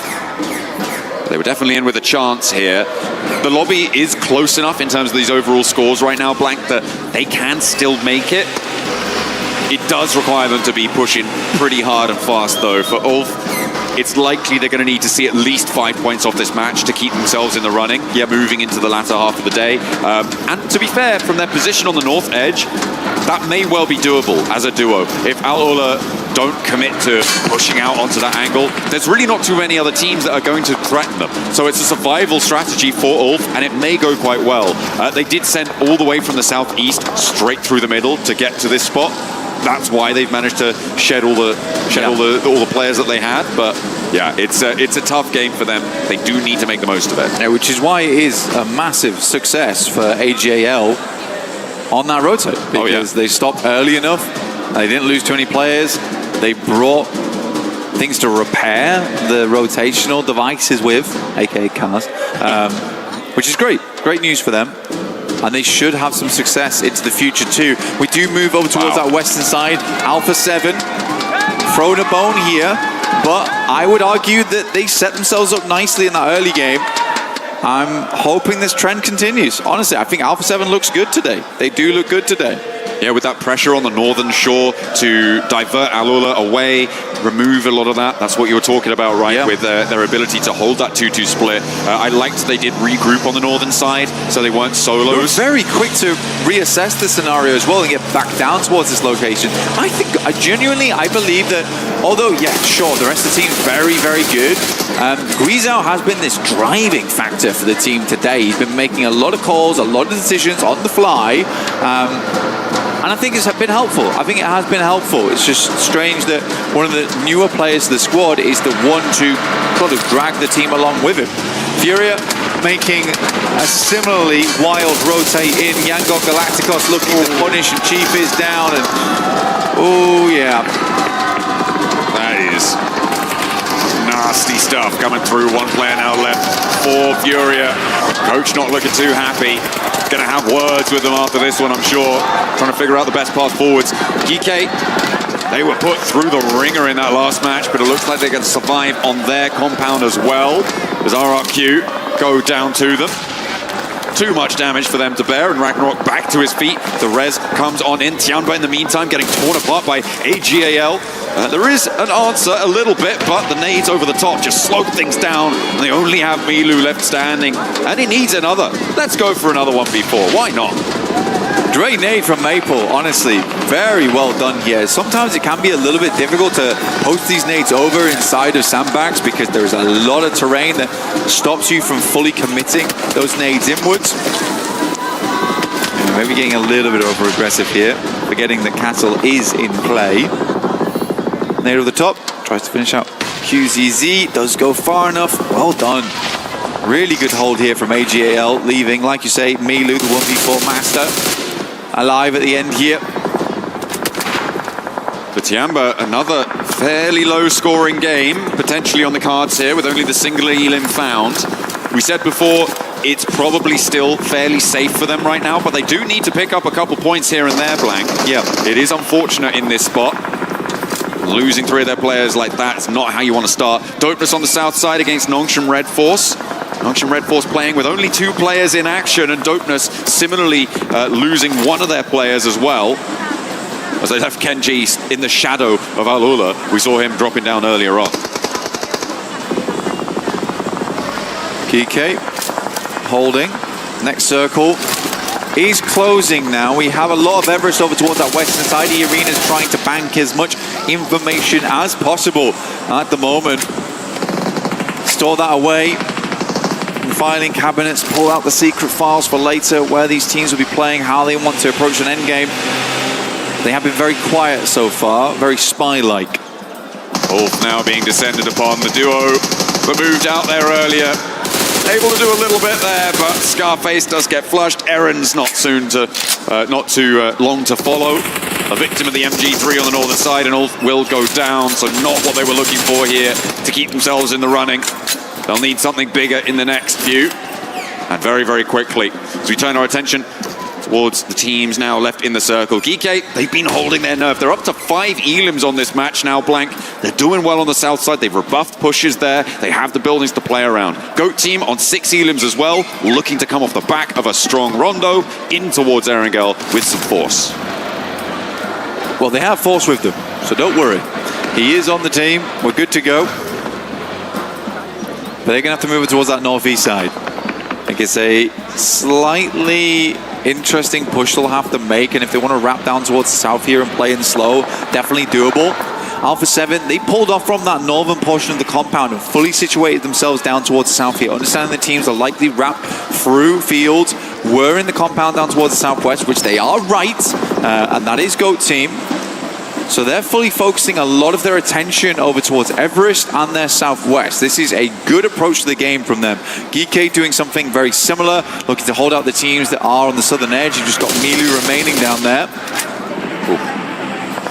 Alpha 7's position gets so much stronger when E-Arena leave the top of Everest. For GOAT team, that is good news for the time being, but as soon as the Arena move, the rooftops become so dangerous against GOAT team. They're going to have a real think about how they want to go for this one. And I feel like E-Arena is starting to peel off those angles. Start to look over towards Alula again. They have had that information for quite some time now. Noxian Red Force, Hyunbin opens up over towards Killer Joe. That's a backstab coming through here and will slow the guys from go down. Revo actually looking to swing by in the vehicle, get some information, but Noxian Red Force definitely the main force that is distracting away from Goat. And Goat turns their eye towards them. You could see them just about start to shimmy back down towards that southeast side, realizing they got to get rid of this team. Hyunbin causing problems there. Noxian Red Force again, they're on 2 players alive. They're out of this current zone blank. They have to step forwards. So finding these little openings is exactly what they needed. Diminishing the power of Goat Team across the way. You love to see it. You love to see it. Hyunbin with another nade over the top. They're not quite connecting either way. Fuchsman starts to get closer with that buggy. Gets the scouting done. Hyunbin putting damage down range, but does have to duck back as he gets clocked himself. He's very, very low there. And in the meantime, TZ is fending off against GEEK, who want a third party. Hyunbin falls. Yeah, Hyunbin going down here. Good nades coming through from Goat Team, but in comes the shots from the sidelines here, and it is Revo finding Moxie. This is good. Very, very well done. You have to capitalize on that, and this was the plan from the very start, John, for Alpha 7. Looking better and better as the day goes on here. Kiwoom DRX technically have center circle on this one, but they have been so lackluster throughout the tournament. It's hard to call them doing much going forward. They'll have to change our minds essentially as the day goes on. E-Arena did now finally pull fully off of Everest here. They still have Mormon on the low ground. Milu 1v4 time, question mark. Is he going to do it again? There's 2 players down. Oh, that one felt like it might have connected as well. Milu with a chance here to go big again. The 2 players from GEEK not getting back on up, and he has got them on the run. They're trying to step into position to go for this res, but steps out, looks for it, darts into the building now. The res did not get stuck, and he's got another. He's just got 8 rounds left though. The DBS out of ammo, and there is no more left in the tank. It ruins the day of GEEK though. That's nuts. That is nuts. I mean, Milu is just disgusting. Oh my goodness me. Goat Team up to 8 eliminations on this game, despite everything still putting up those points. Alpha 7 wrapped underneath. Tried to catch him off guard there. Fuchsman did send over towards that southeast side, looking to hold out Tizzy from Noxian Red Force. Kiwoom DRX also taking shots over. And Force will be knocked, leaving just Fuchsman remaining. We'll see if Alpha 7 is able to pick up that point, and they do. Oh, he steps out into it. TZ holds his nerve, gets across, and now looks to heal. There's a lot of crates on this location, remember, because Milu was doing some dastardly deeds out in the open, so potential to find a lot of loot here, but I don't know if TZ is going to stop. In the meantime, AGAL, good shot. 721 GS looking to take the fight. AGAL with their maximum successful rotate earlier on. Looking to try and convert now into transition into this circle. Alpha 7, oh, they've just lost a player on that northern side. Revo went out too close to E-Arena and does get clipped.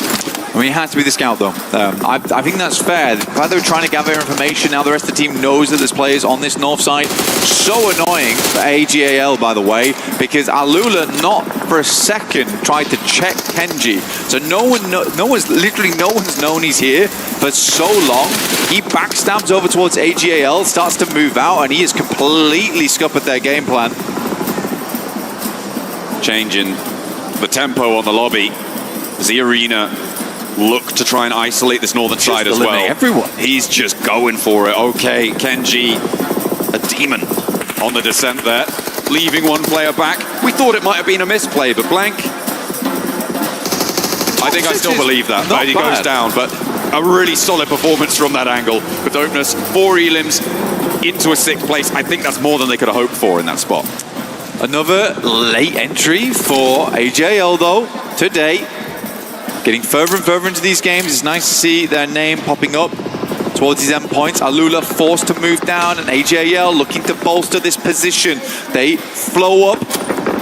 Qiddiya looking over towards KRX. XZZ opens up over towards Claws, but it's Yasser over towards Flower H to get him down. This is going back and forth, but Maple comes through with the shotgun and will finish them off in fantastic fashion. They've got to get quickly with those players back up on their feet. But E-Arena from the western side, they've got the license to a limb right now. The spies coming through from on top of Everest, telescopes and binoculars put away, and they're looking to get the big elims on. He wound DRX as well into the fight. XCZ with a chance to shut it all down though. Their chance to jump up the tables to get themselves off of the back foot here, but they are now on Nice one player volley. alive. He's burning. And now the DBS is going to try and shut him down from up on high. Tags one, No. but can't get the second done. Where did he go down from? Was that E-Arena? Schweppes moves on out, as do the rest of them. What a flex across. Alpha 7 now up against E-Arena. Good flex coming through from them, like you say. Goodness me, felt bad for him on that last DBS shot. Took him so incredibly low. Would have been a great clutch up for AGAL, but still a strong game for them at 15 points total. Two final teams. E-Arena, who came blasting out in their group with a huge game, versus Alpha 7, who are slowly but surely regaining confidence in these matches. Losing Revo earlier may be a difference maker here though, Blank. For Alpha 7, they need all the sightlines they can get, and E-Arena have been able to change the pace, play slow and immediately turn it on when it mattered. Rolling around on the hillsides, they're trying to get that information, but Mormon with that MG3, a major threat on the angle. Obscure and Guizal pulling up and maybe looking to go trade for trade with the nades. Obscure dodges that one, launches one in response, and Mormon steps out of the way. MG3 to rattle Obscure straight on down on the hillside. Schweppes steps in, and Joker is the trade. Now two players have the broadside on Tony K, but he manages to turn around the headland and stay alive. A 2v3 now. Tony K backing off, comes back around the angle. Moment over the top side, he's flying through the air, might get out of the vehicle, but his eye on fire. Guido goes down to a rundown as he gets out the car, leaving just Qiddiya in a 1v3. A hard game from them. A chicken dinner would be great, but this feels like an impossible task. Moves off the angle, 5 grenades. They have to be absolutely exemplary. Cannot get the shots underneath the vehicle over towards Tony K. Likely going to be going for a first aid kit. Swings one far, looking for the bounce. Might hit good, doesn't quite grab him though, constantly repositioning. Another Molotov on the vehicle forces him away from it. Has to step into the firing line. And E-Arena, from atop the Everest position, able to descend, control the northern side, and squeeze the life out of the lobby. I mean, they pulled up those files. None of them were classified. They had locked in info on every single team. And they took the silencer out and certainly silenced a lot of these squads in the lobby. The boys in Alpha 7, though, another good game. A repeat of success is really good to see from them. And again, what I really liked is I understood the game plan from them. It felt like it wasn't haphazard from the squad. And even when Revo went down, I didn't really mind that all that much either. I was like, he's doing his job. He's scouting out for the team. Yes, he gets a little bit far and potentially wasn't expecting the sightlines from E-Arena on the top side. But even if you do go down like that, at least you're passing back information. There's a northern squad there. So for Alpha 7, another strong game. I think it is a top 6 today. Okay, all right. Yeah, I have to agree. I feel like that was a lot better. They addressed some of the issues from that first rondo. They were a little bit more dynamic when they needed to be. Losing Revo may be something they can patch up, but it is improvement consistently, which is exactly what you need for a survival stage. So great news for them. And E-Arena able to do a lot of work to try and push themselves back into that conversation as well. Yeah, there have been questions about the consistency of this roster.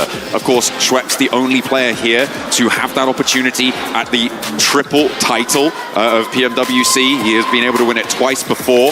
So to see him go home in the survival stage would be pretty galling, I'm sure. Yeah, absolutely. Very good stuff so far, though. AGAL looking fantastic. Today seems to be the day of getting back on form, but we'll be back on form very shortly after a very short while.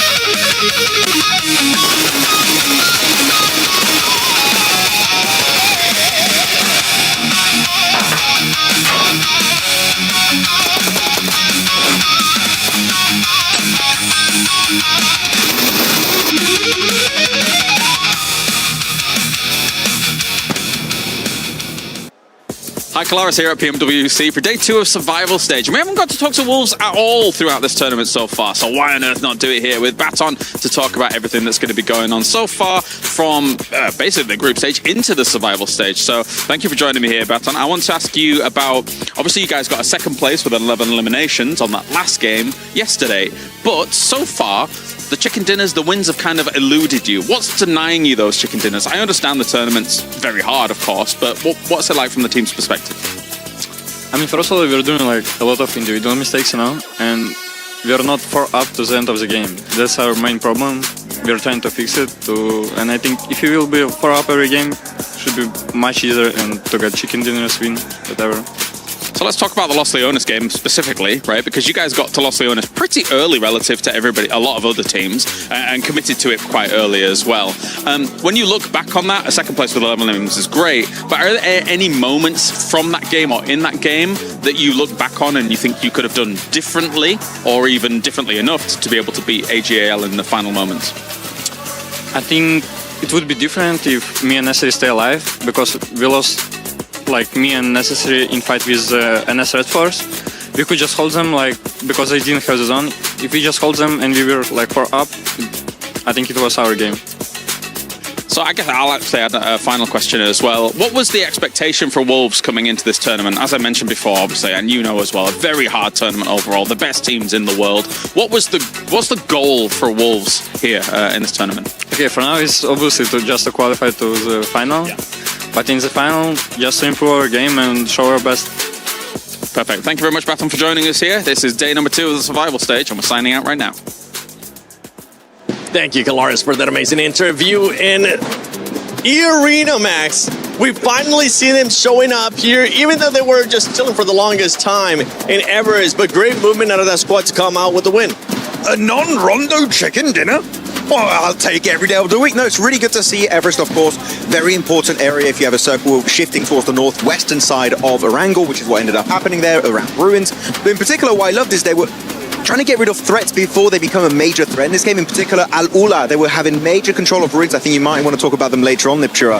But they had really big control of ruins, and I think E-Arena understood that would be a big issue for them later on down the line. So they knew if they try and get rid of Al-Ula, or maybe not straight up eliminate them, but force them away from their position, maybe they can actually end up getting the win. So I think E-Arena here, that was some top tier stuff, and I wish to see it just more consistently. And Lace, one thing that we saw too is them gatekeeping Alpha 7 in a way, because Alpha 7 ended up being just in the house. Usually that's a team that likes to spread their wings a little bit more in that kind of position, but E-Arena wasn't allowing them to do that. Yeah, I mean, I'm not really even disappointed with what they were trying to do in that certain scenario. You know, they were, down a player compared to that. So them being able to sort of scout that position. Obviously, I think when our wonderful IGL got out of the vehicle, probably just a bit too early. I think that's where the miscommunication led them. And obviously, he was not in a good position whilst, E-Arena was still scouting in the vehicles. But look, it's a better effort. Like, we have to take from yesterday to today, they're getting in those top 5s. And better effort, we saw that from KRX in this game as well. Not necessarily the final push, KRX, but you know what? You guys have been absolutely awful so far, so I'm happy to see some great stuff from you guys. Yeah, it is nice to see a little bit of life coming in from them, but E-Arena just cleaning things up. Flips, oh my goodness me. E-Arena, very, very impressed with how they played this, waiting for A7 to make a move first, to come to them, to let them know where their position is, and then just going all the way around. I mean, MG3 does help Max. We know how powerful that weapon can be, especially in the hands of a professional team like this. But A7 had a lot of options, and E-Arena just made sure that those options dwindled very, very quickly. So very happy with EA for this last game. Quick positive for all the teams at the end there, in particular looking at Alpha 7 and E-Arena. Not doing these weird drive-bys and just losing all of your momentum. Like, they actually stop the car, get out of the car, start shooting, and then they get back in the car, start driving forward. So I do appreciate that. I'm sure Blank is going to heavily enjoy that finishing moment. What was that? So can you do that again for us? Damn, boy, you made the whole camera shake and everything. But We're one team dropping that that. has been performing really well has been Go Team. Go Team, they ended up with the win early on. We know that they can definitely put up the numbers. I want to see Go Team between yesterday and today because this squad is different. Keep in mind, this is total stats, and so far, Go Team, we know those eliminations are going to be coming in, but Lace, one thing I'm looking at is those placement points already double in some the placement points of yesterday. Yeah, I mean, they're really thinking this through. Even if we, come out of that match and their rotation from military base, and like I do want to kind of add in RRQ just into this mix because they had every opportunity to be able to gatekeep on military bridge. They didn't, just decided to rotate, but their power in holding a position is unfortunately not the best. But that's what GOAT can realize. They moved through that sort of western side. They were able to position themselves well. Nice split hold, which we see from them so often. They have that dominance power. So this is exactly why we're seeing them collectively get these good positions and these eliminations. So, I mean, it's incredible work from them, and I do believe that they're going to maintain that top 6. I believe it because of the way that they've been playing throughout yesterday and today. It's amazing. No, it really is. I'm really enjoying how they're It's the playing. greatest of all time. It is. It really is. But I really enjoy the zone control that they're trying to keep going for game after game. It's a nice bit of consistency that we're seeing. EA as well, not to go back to them, but they had a really nice push down off the mountain. They were able to sweep behind really, really well after Alula. Yes, hello, A7 as well. Second place, okay, that's good, that's good. Whoa. But stop that. Stop. No, but for me, Alula was a really, really nice. The way that they split around to surround Ulf when they pushed out the spread across that zone. They did actually try to push up to EA as well, which I did notice, but I think just that terrain was just not going to be really happening there. But for me, Alula, except for the final crash where they just disintegrated in 0.5 seconds, apart from that, really good game. I like it. I like it. Nice, Alula. One team that I know you were keeping an eye on as well, Max, is none other than Tiamba, because Tiamba, what was it that you were looking at? Tell me a little bit more. Not a great push, unfortunately, on their Chinese brethrens of all gamers. And actually, I believe we do have a replay that might be coming up in just a few seconds here. Actually, it's going to be this one. But the thing is about Tiamba, I think the idea of pushing onto all gamers is great. You can see all the players get knocked here. And the thing is, if you want to push in this area, you have to commit. You need to send it and eliminate the opposition, which is going to be all gamers in this case, because everyone got wrecked literally upon entry in this area. It's just a nade funnel at that point. And then eventually all gamers, Maple in particular, is like, wait, we got a massive advantage here. We're just going to wrap it up, end up getting all of those flushes, and only Milu is left alive, which, no, Milu can do 1v4s, we've seen it before. But Tiamba, sure, they're in first position, but I'm looking ahead of the finals. In the finals, I would say this is a massive fumble, maybe that could cost them the tournament. So Tiamba, position like this, you can't play too passive, you need to commit if you want to come out on top. Especially when you have a team like AGAL wanting to be even more aggressive, wanting to make that push, because they also need the points. This is a team that hasn't really been performing well, but let's take a look at how the standings are currently looking. Tiamba is still in first place, but Alpha 7 making that push now to second place. Go Team, due to those amazing eliminations that they were able to get in that last game, they've maintained themselves there within the top 3. And we're going to start seeing a bit of a gap here between some of the points too, Max, as FURIA goes all the way down to 5th. Yeah, it's been looking a little bit tough, unfortunately. I'm not seeing anything from Silence and Ayala, which is quite unfortunate. We know those guys are very good, literally on the local stage or on the international stage. It's been kind of the Higor show right now for the side of FURIA. So I would love to see a little bit of a team-wide effort, though, on the second page.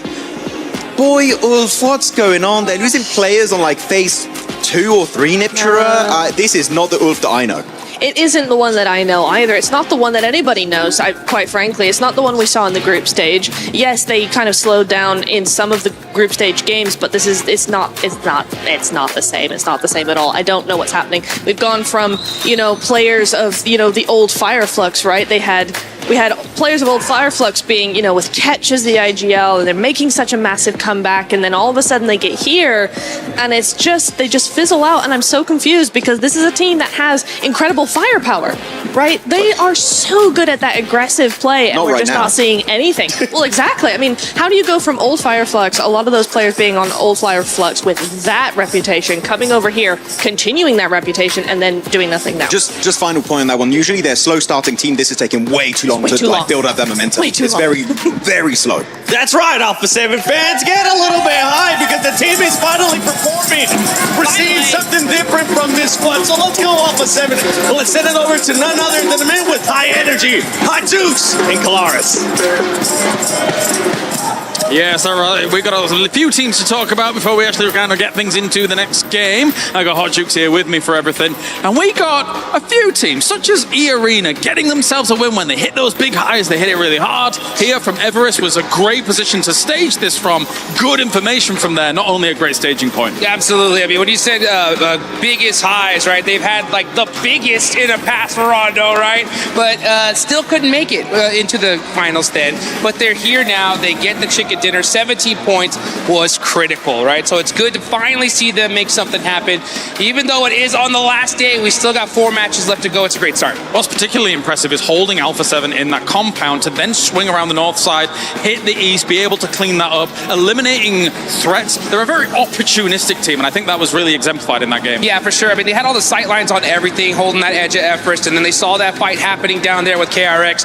They go down, take it, get those eliminations, and still hop on back, like you mentioned, to be able to take out Alpha 7 and clutch it up. Very nice. One of the teams, of course, they did kind of clean up on that east side. AGAL, who, of course, is in the running for a club championship points, in the running to try and get themselves a strong, solidified position in that top 6 as well. What did you think of them? AGAL needs top 6. They need to see this team make it to the finals. It was so brutal watching it at the last second. XEZ with the DBS. I thought he had it. He hit the headshot, but wasn't able to get the finish. But still, 11 eliminations. So they end up getting 15 points based on that. A solid performance, but at the end of the day, this is still a close one. I like their pandas. Do you think they've got the blessing of the panda? The pandas are looking out to the audience right now. They're looking into the distance. They can see the future. And you know what? The future is bright for AGAL.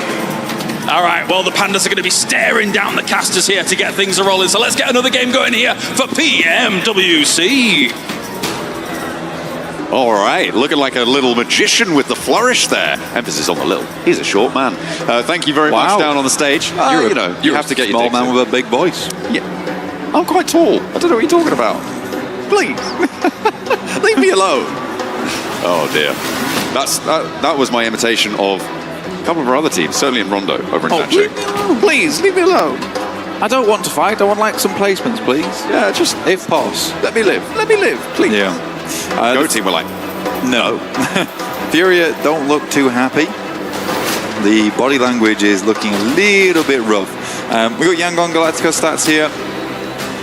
Sub 1,000 damage average per game. I mean, it's not like they're doing nothing. I think yangongalacticos have been putting up a good fight.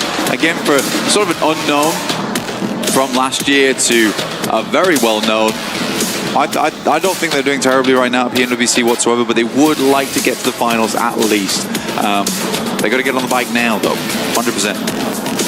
Absolutely. Definitely something you need to try and step up towards. As we said, it would be a little bit of a shame if the defending champions weren't there in the finals, but if you're not good enough, doesn't matter what you've done before, you need to do it now. You need to get stuck in. And we're going over Erangel, the plane path. Heavy south lean on it again, blank.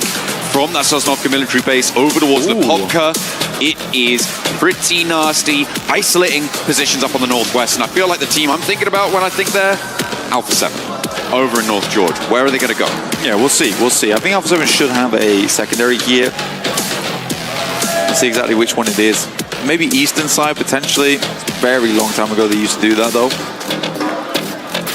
But yeah, Furia, definitely a team that's at risk right now. They're on 57 points. I know they can do more. They know they can do more. Like I said, the body language looks a little bit rough at the moment. See a bit more energy. They might need a bit of a pep talk between match 3 and match 4. One of the teams jumping out nice and early here. Dropping in towards Sosnovka. Hard to get towards the north side of the map. There might actually be some, not hot drops, but some contested locations for vehicles, etc. Yeah, I feel like there's a little grouping of players there around where the Wolves are. GEEK are underneath that. The northern point of RRQ could potentially be a danger zone, and everybody out just northwest of Milta over towards the mansion shelter prison sort of area. There is a lot of players dropping out there, and I don't think there's that many vehicles, Blank. It's going to be tight. Also, we are going back to Lipovka.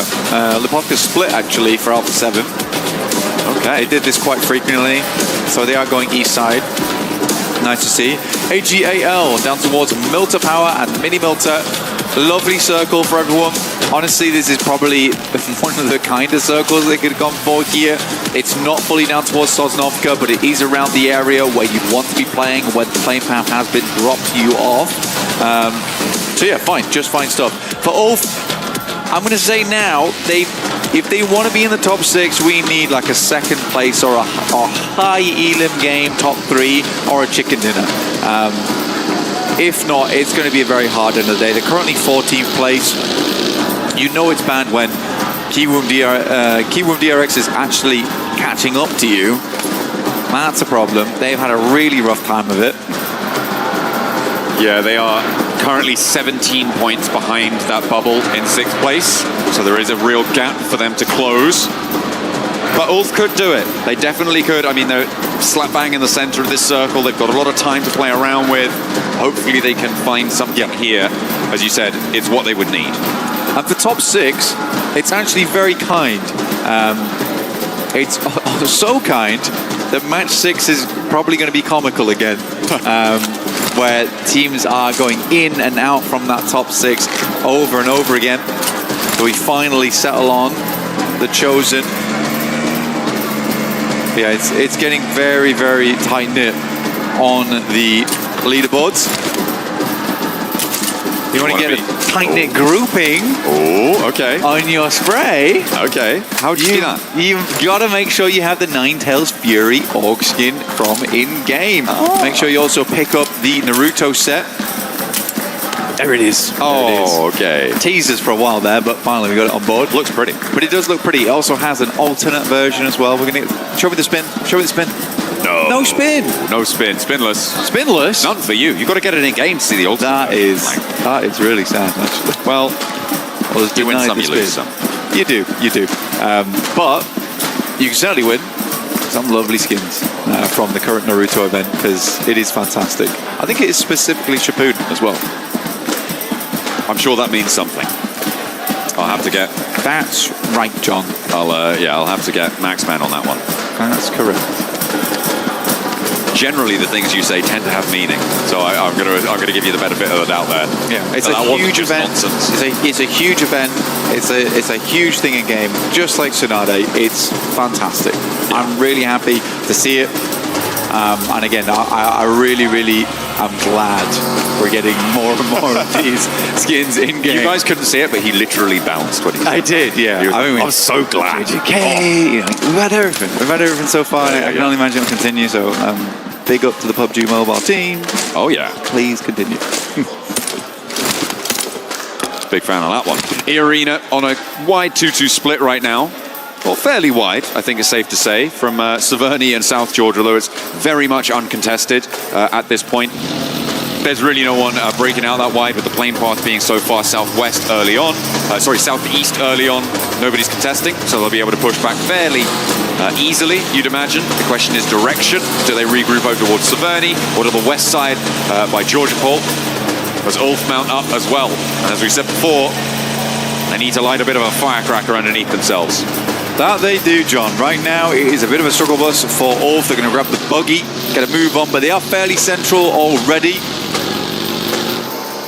721 GS, realistically the only team that is in front of them at the moment. Nongshim Red Force down towards that south side. It is very tight on that grouping.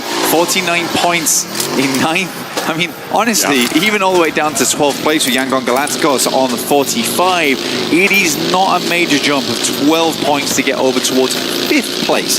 And then it's 10 points to jump over to tie with 6th. This is all over the place right now. A lot of teams want to stay in. For AGAL, they have had a good day so far. I think if they want to solidify a little bit, you have one more strong game here, and then the rest of your day feels a little bit more comfortable. Tiamba, I think it's looking more and more unlikely that they will drop out. I think they'd like 8 more points roughly to get towards that 90-point area, and then they'll be in much better stead. Again, I am talking sort of very big unlikelies right now that Tiamba drops out. But they have been a little bit slow today. I think they started at 75 points, and over the last 2 matches, they've been able to garner 7. Yeah, not been as much as they would need, and what we are also looking at now is confirmation gains from second to fourth, right? If you get Alpha 7, Goat Team or E-Arena with a good game, they jump up over that 80-point boundary, all of a sudden, they're also going to be an uncatchable target, which just shrinks down the number of teams that can start to play in that flux zone in the middle of those tables. So that is also what we're going to be looking out for those top teams to push themselves over that final hurdle. Tianba, as you said, a little bit more up to their old tricks, I think, today, over the course of it. A little bit timid. There has been some sticky scenarios, I think it's safe to say, but still, we want to see a little bit more. Yeah, they learned a new trick yesterday. They've forgotten it already. Like when you try and replicate one of those card tricks you learned when you were like 14 and it goes horribly wrong. Yeah. And then everyone looks at you and laughs. Yeah. I forgot my cards. And you're in the middle of the trick and you're like, wait a minute, I forgot all of my cards. Oh, well, I mean, that's a really bad start to any kind of card trick. Oh, wait. Oh, wait. Just imagine it. Pretend we're doing it. Pick a card in your mind. Now, pretend you've got the extra space. Was that your card? We're heading over towards Dip right now. And Mini Dip. Furia taking up location there. We're still waiting for Zone 2 to pop around. And slightly slower game so far here, just with the fact that we've had 2 games so far where the circles have not been egregious. This plane path was pretty bad. It was pretty bad for getting everyone across the map, but the circle was very kind on the direction that it went. It does mean that we pack a lot of teams in very early towards the center because they were so close to rotate. E-Arena was one of the few teams that actually sent very wide earlier on to get themselves into position and actually could play off the back of Rozhok on this one. They could even go further over towards the eastern side if they'd like, play off the bridge side. But man, there's a lot of teams on the south side right now that do need to move further towards the north. So there's going to be a lot of traffic jams going on, a lot of honking of the horns to try and get on through. Tianba has a free approach though, free cut up towards that north side of the map. Big access. Ulf as well were fairly proximate to the apartment buildings near school, so they should be able to take control maybe of some of the hills to the south, generally a fairly solid position, or maybe even sending into those apartment blocks themselves as well. Furia may be content to just sit here for a little moment longer. They are kind of fine in this zone. They're probably happy to watch AGAL and 721GS get into a little tussle off in the distance as we hop on board with that. AGAL losing 2 players, 3 in fact, in quick succession. Liu there, the only player able to clap back, and it's looking very bad right now for AGAL. They are trying to maintain presence. The players are starting to surround them. They've had 2 good games back to back, and I think for Liu it might be just the situation of leaving, regrouping here with Flower H and playing on as 2 going forward. What a nasty turnaround there, getting stuck in a fight with 721GS, who are in 15th place. When you're on that 6th place bubble right now, playing as 2 is far from favorable. You may have been able to control such an important central position. Goodness me, what a way to lose that sort of spot. Now Furia are close by. Tianba, Ulf, all will have heard this fight unfold. And they'll be aware of what they could be able to achieve. They'll have counted the player numbers going down. They'll know AGAL are starting to flag. Great news for teams like GEEK, for Nongshim Red Force and RRQ to look to push past them as well. Yeah, for Nongshim Red Force looking a little bit better here, moving over towards that northern side of Potato Hill, looking to regroup on this one. Ulf played over towards apartments, but not quite actually. They have 1 player inside on the south side, that's Eren, and they're trying to secure a location outside. They don't want to fully commit to apartments just yet. We get this nice replay. It just was absolutely hectic. Luckily, Liu here is able to get some good damage off, try and salvage the situation, but he knows better than anyone that it is better to try and get himself a top 6 at least as a 2-man than try to just live out through there. I think there's been plenty of times where AGAL has made this mistake, where they are so adamant on getting all 4 players back up again. I want to see more of this from AGAL. They're just playing on its 2, just trying to see what you can salvage from a match.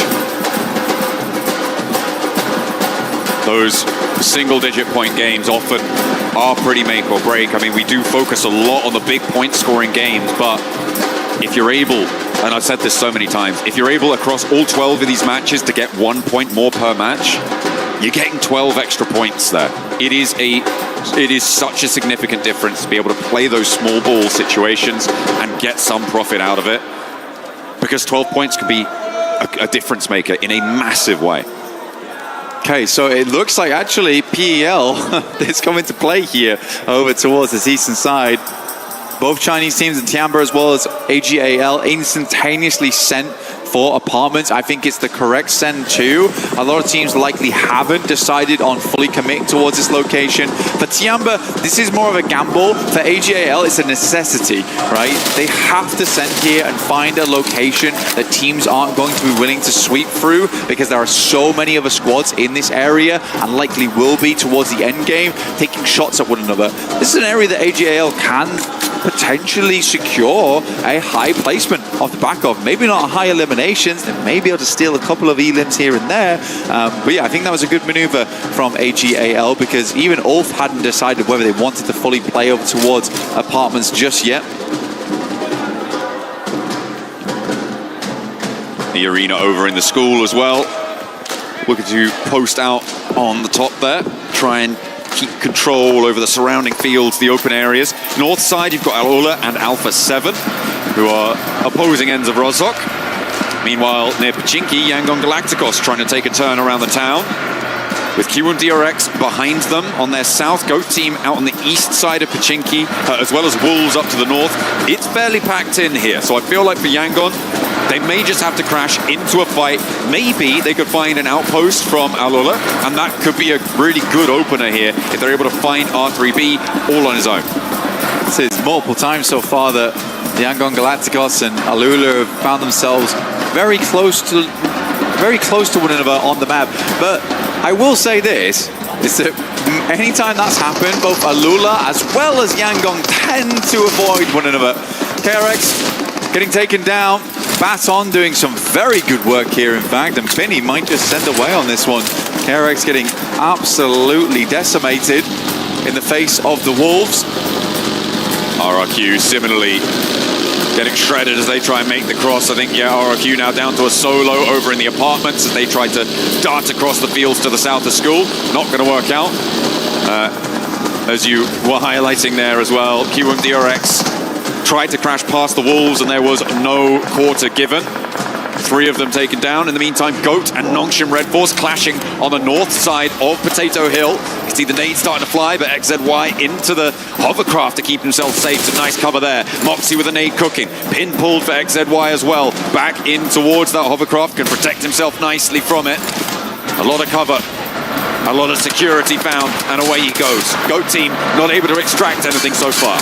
We'll just go for the lob there for Ulf. This is looking like that game, and they are hella happy that they maintain control down towards that southern side and didn't fully commit towards the apartments there. It was a risk. There's definitely a risk where they couldn't fully control apartments and more teams poured in, but this means now they have this southern side to play. Really like this from Ulf. Again, just trying to confirm as much area as possible because they know they need a good game and they need one soon. This is their biggest chance though, so far. We want to see a strong match coming out from Ulf. Right now, my worry is that the player who is topping the charts a lot of times or doing majority of the work is Scarface. When we sort of know from first-hand experience that Ketch and Eren a lot of times are the Pistons that are doing the heavy lifting for this squad. So Scarface is definitely pulling up the slack a lot, but he wants to be the player that's enabling both those teammates to really do their best work. So again, let's see if they can get some more confidence on board inside this game, John. I'm hoping as well that they won't be too timid in this center position, right? They would love a chicken dinner, but a good Elim chicken dinner is what is necessary. It's quite easy potentially to just sit back, get a little bit shy, and not get stuck in. Sure, the apartments fights, you don't really need to be peeking out too much. You're worried a little bit about the arena, but once those fights to their south start to move forwards, I want to see them flexing something out. Maybe getting stuck in, scouting those fights and trying to find angles. The arena from school side, still taking shots over towards Alula. yangongalacticos took a little bit of damage. They lost one player in Marnet, but were able to carry on. Alula, however, taking many casualties. You can see Ulf on the other side. really quite like to get rid of Alula. They are definitely invading a little bit here over towards their location. 200 bullets total on the 5.56 here. Now PP buys on the Scarface. So some strange kits here for Ulf. Hope that's not across the board. They did get gifted a loot crate though. Oh yeah. Alpha 7 losing Revo on their rotation. And they take up post above on the top of the hill here, further south. They did move in from that north side, so losing one on this approach, not the worst thing in the world. Could have certainly gone much more poorly for them. But now they're going to have to face off against Dopeness pushing in. The south side getting crunched towards as well as Goat look to re-engage potentially over towards Nongshim Red Force. The apartment's resolving in the meantime across the circle, but this Goat and Nongshim standoff has been going on for a while, Blank. Yes, it has. I mean, Nongshim's just been giving space after space after space, which I think is fair enough. They're just leading Goat further down this side, waiting for him to silhouette over. Goat knows what's happening here, but it is making it awkward for them to play out of Potato Hill. But I like the patience on side from Nongshim Red Force. I know there really isn't anyone around right now that cause them too many problems, so they can just play this one out slowly. Next circle coming on through as Alpha 7 is on the move. Ulf still very pleased with that position. Alpha 7 may send over, but it's Dopeness who is fully on the rotate here. You can see from the eastern side, Ulf may have visitors. The south side needs to conclude as well. Dopeness getting straight into the middle here. I don't think this is a safe place to be right now, but somehow they're sneaking through the sight lines and nobody's taking shots. How on earth did Dopeness manage to do that? And where are they going? Are they trying to third-party this fight with Nongshim Red Force and Goat Team?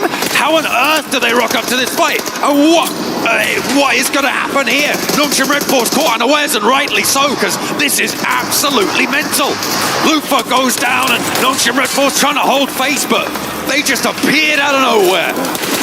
I understand it. I understand it. We'll go over it later. Wolves immediately rock up to the plate as well, understanding that there is blood in the water. This is a position where they can get some more points off the board, but Dopeness is down.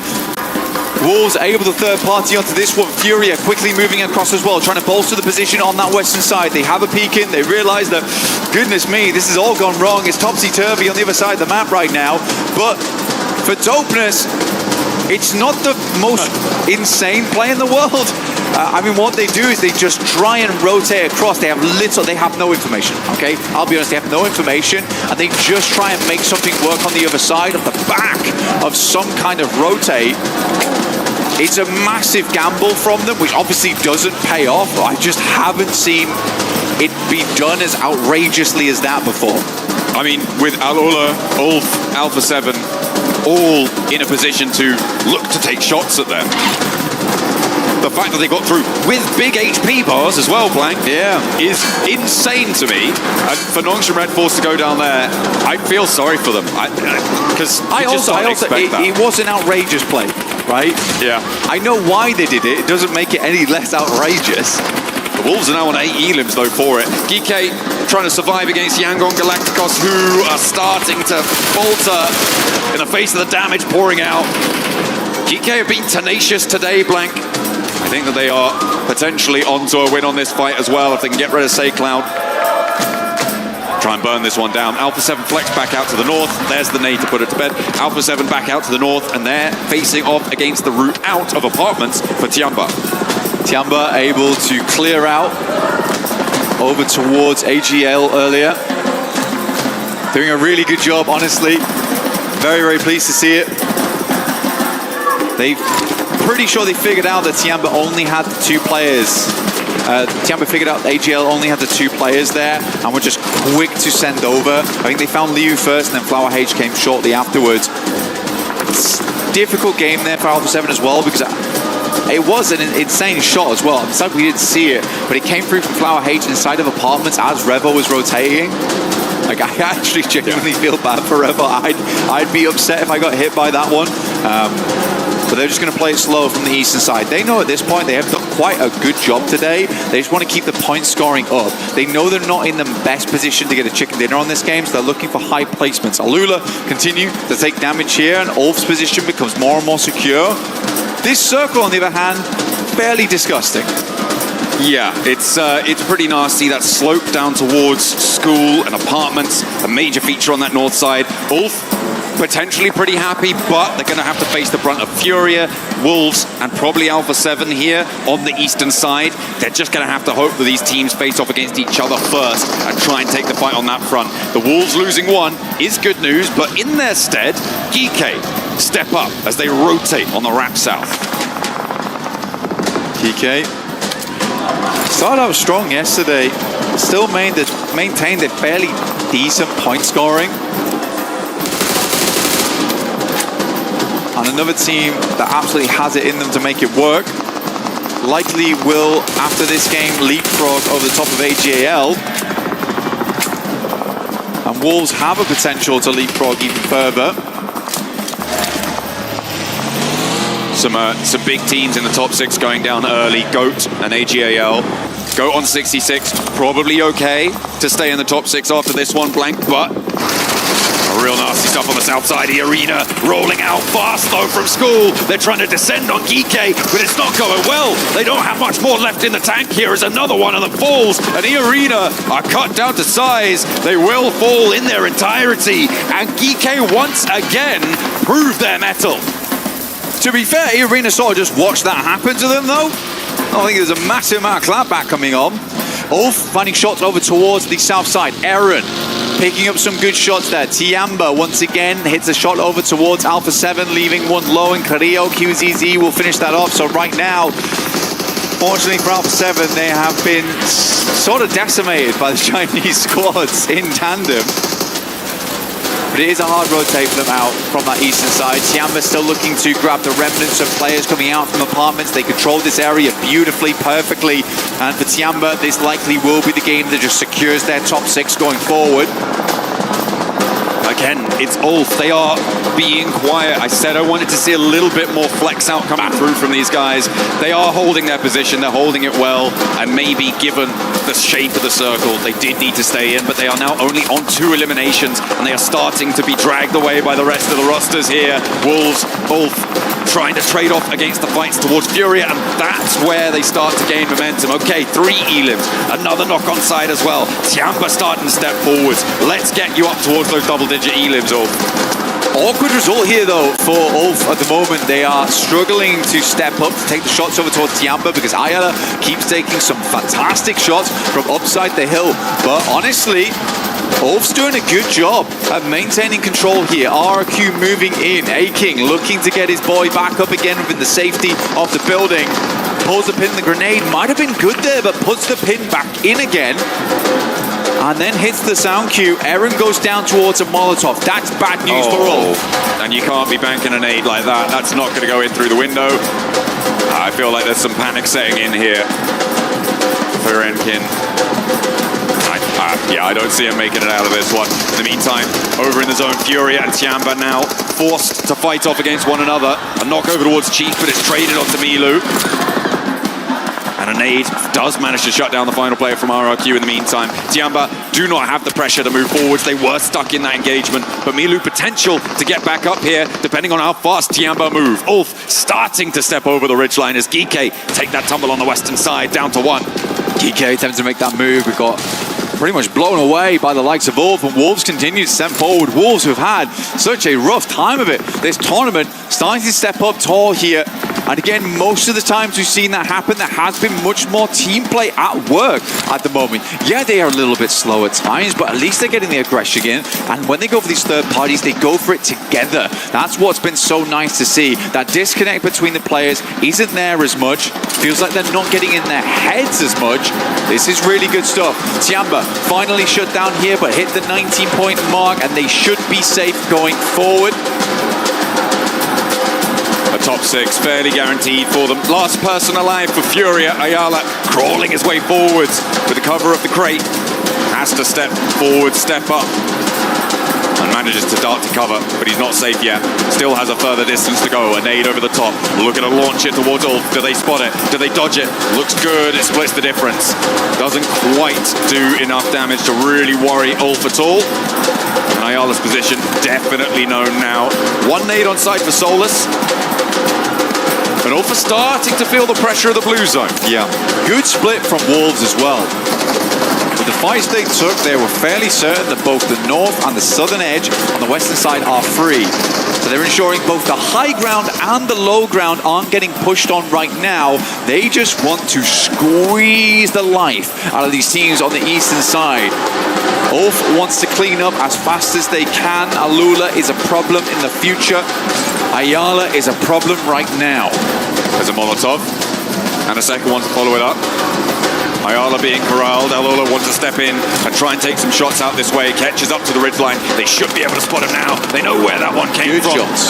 Follow the flames back to their source, and Ketch shuts it out. Now, can Ulf convert? Because the zone moves completely away from them, and Alula are under threat from Wolves as well. Ulf, in terms of weaponry, in terms of utility, it all looks pretty bad right now. Very, very shoddy. Some nades still available. The Scarface opens up onto R3P. Now's the time to do this. Wolves haven't quite started to move out just yet. They'll see that not going through. They need to finish this fight very quickly. The rest of them will start to move in. That looks good. Alula goes down. No knocks on the side of Wolf just yet, and they haven't regrouped.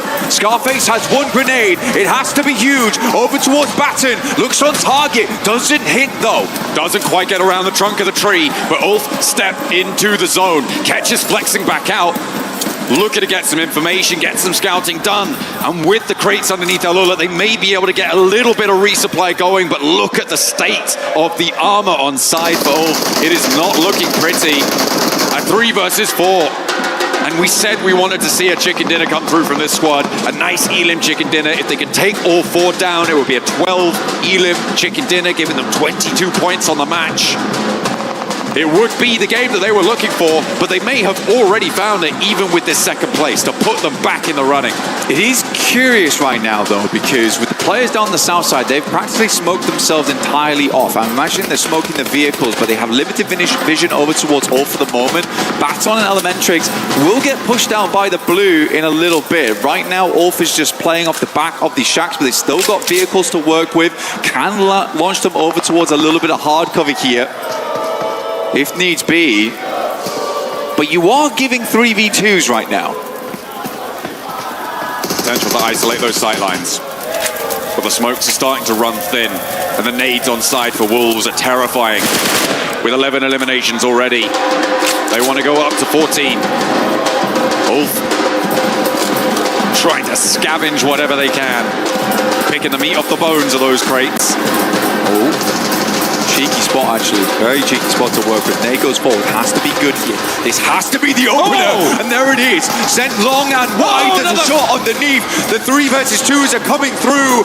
That's an angle taking off. He has to go for the reds now. Ulf knows that they need to get these first aid kits going through and over towards Elementrix ASAP. They know the smoke is in play. The peak probably won't come through here. Solus keeps them backed off. Make sure that they have to keep focus on that reds underneath. Elementrix takes a lot of damage, and Ulf is making it work. Wolves, I just think the regroup had to come through sooner. Solus is literally taking the soul out of Wolves right now. And there they go! Down go the Wolves, and Ulf claim the chicken dinner. The 2-2 split exploited. A big nade, the bottom of the barrel, scraped bare. And Ulf dig deep. But you can see it's not elation on their faces. They know today this is just the first step of many if they want to get towards the top 6 right now. But it's a good game. It's a strong game. They play it out well with limited resources. With singular grenades, they pull out what felt very difficult towards the end of that game. And for Wolves, it's just sort of a confusing approach. I understood at the start, but as soon as you have information, all the players are on the top side. They have the slight plateau. Why are we smoking ourselves up on the south side? Why are we denying sightlines? Why are we essentially playing as 2 separate 2-man teams? Very odd. Very, very odd. I mean, getting into nade range was the mistake in the end that cost them dearly.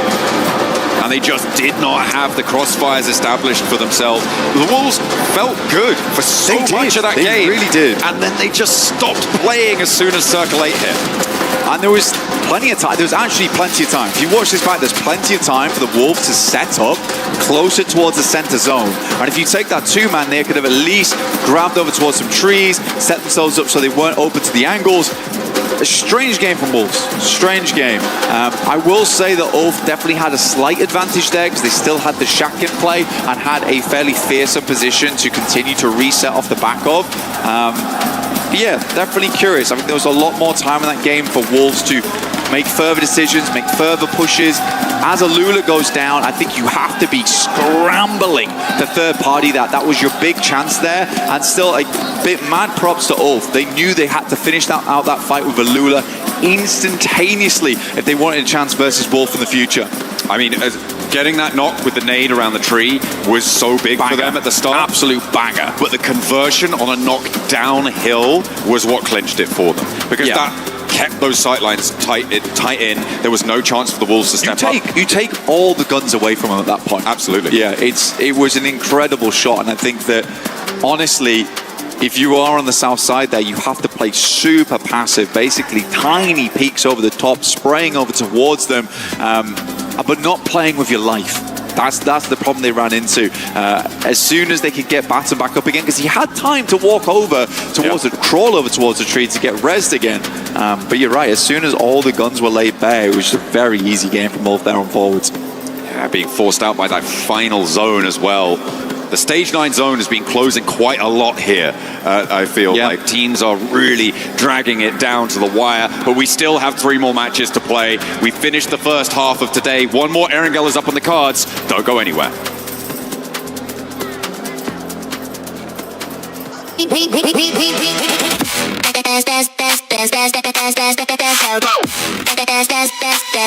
the Esports World Cup up.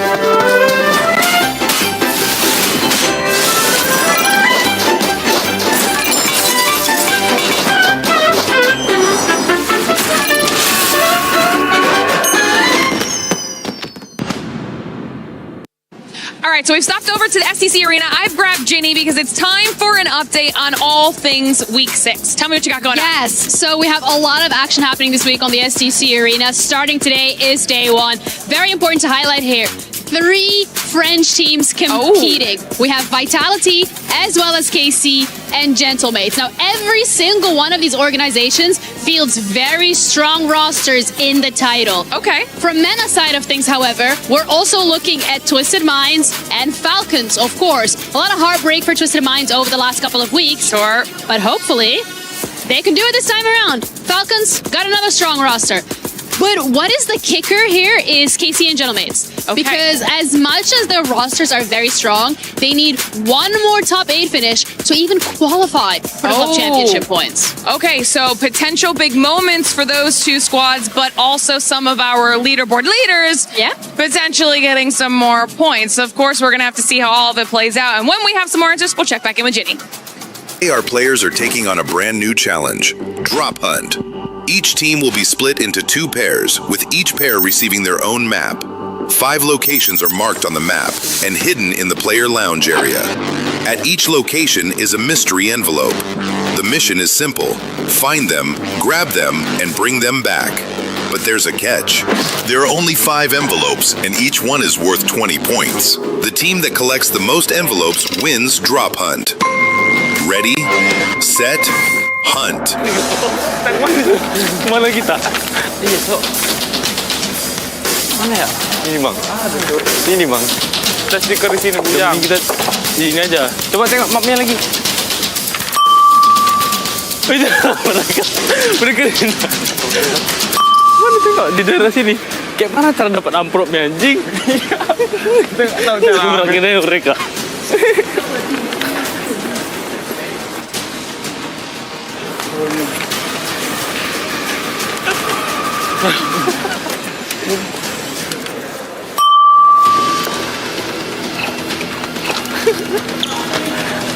Ini kah? Mana si amplopnya? Pernah diambil harusnya. Lihat. Mana? Di sini. Viewing di situ, viewing. Viewing ini nggak sih? Mau kita orang aja gitu. Iya, serangin aja mereka. Ayo. Woi.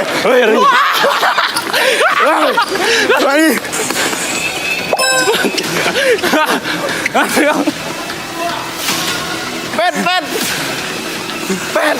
Sini, Pen. Kau mati juga kan jangan. Ini, Pen. Ambil, Pen. Lari, Pen. Jam.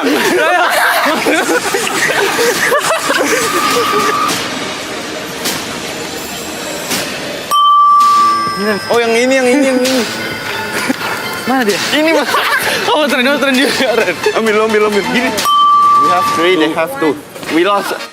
Yeah. Main terus jangan nangis yang. Yeah, let's go.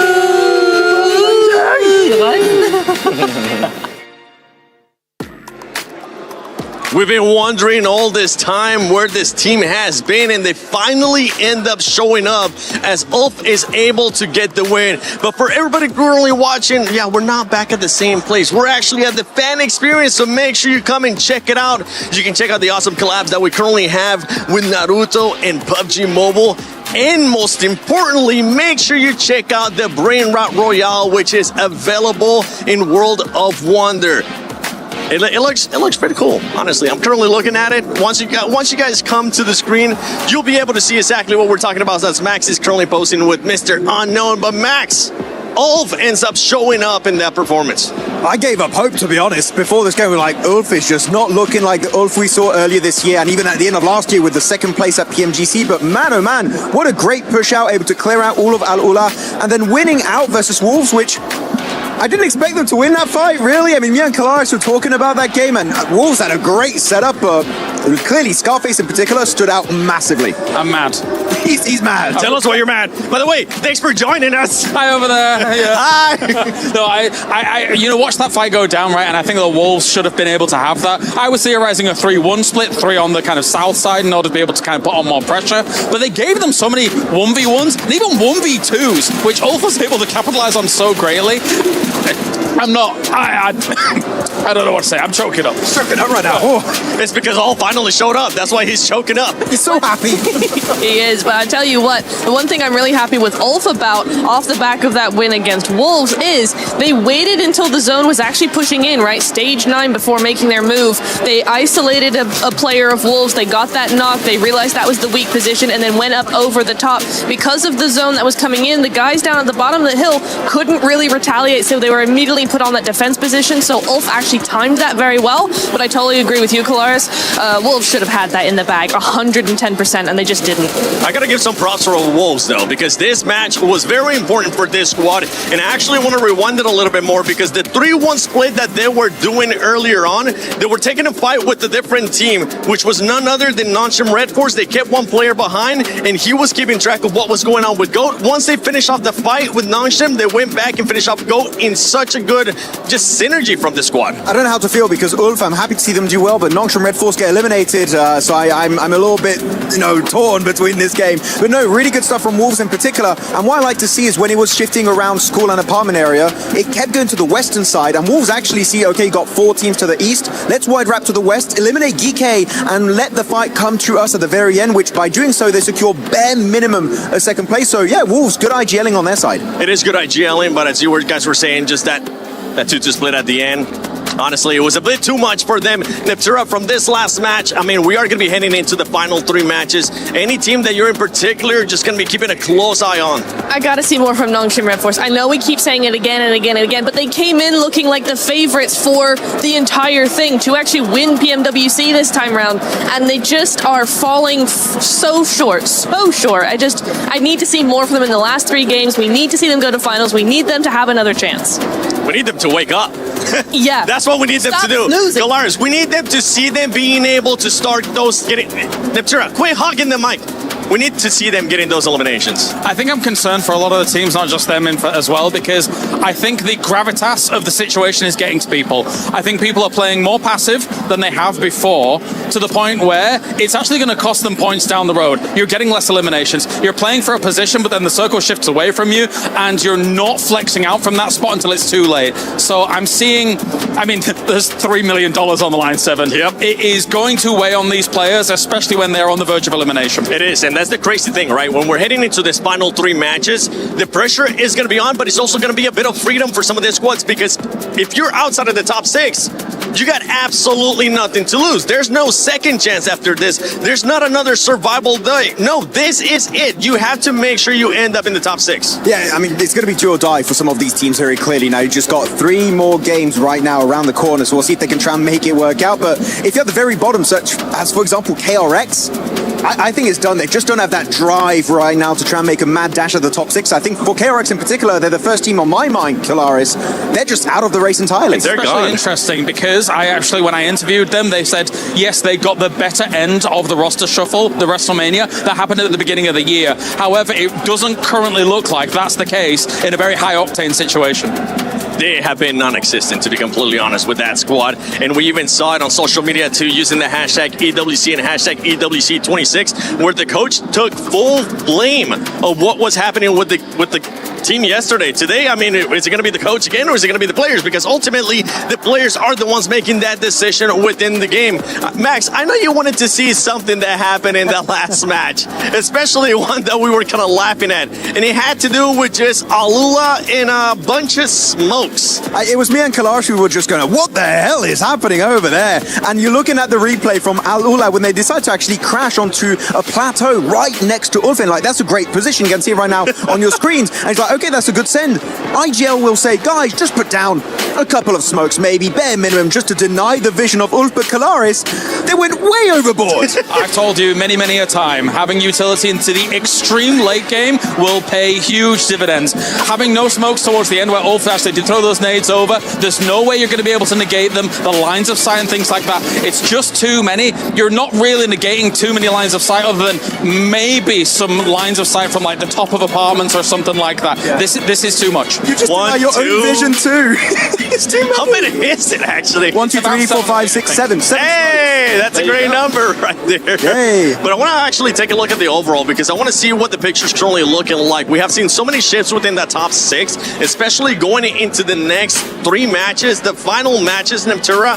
Those squads that are currently in contention for that top 6, that are currently outside, need to make sure that they play flawlessly. I mean, we know it's what, 2, 3, 5 points difference between so many of these teams. The gap is non-existent, and when you're looking at only 3 matches left, 1 more Erangel, even if you want to make it even more pressurized, right? We've only got 1 more Erangel before we go into Miramar. That Miramars are notorious for being super difficult, and if you're looking at the overalls here, what do we have? Wolves at 64, GEEK at 60, Ulf at 58. Ulf making perhaps a late comeback, but it's still close enough to be able to make that top 6. Max is so close, second place all the way down to 8th. We currently can't see 9 in the rest, but they're only separated by just 10 points. I mean, right now, my speculated entry point to the top 6 is going to be about 80 points at the end of the day, maybe 85 if we do go on the higher echelon. So right now, outside of really Tiamba, every team, if they have a really bad follow-up for the second half of today, could fall out of contention for the top 6 and reach in the grand final. So if you're not currently in first place, if you're not Tiamba, your spot is not locked in just yet.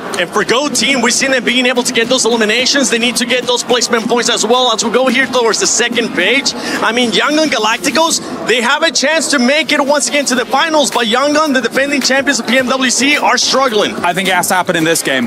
I think that if they do not gather the traction, but again, they're one of the teams that fall under that passive mark. And they even accepted it last year that they were a passive team. They were able to get the championship because of some of that passive play, because of some of those circles. They needed to ramp up the aggression. We spoke to Smile. He said, yes, we need to mix some of that in. It has not happened fully yet, and it needs to activate right now. It's starting to look like last year's PMWC for this squad. They were able to make it into that final game as well for PMWC survival stage. Could it happen again? All we know is that we're going to be playing some Brain Rot Royale, and you should too in game. Make sure you log into PUBG Mobile and check out that map in World of Wonder. But let's send it over to none other than Barney and Luti. What are they up to?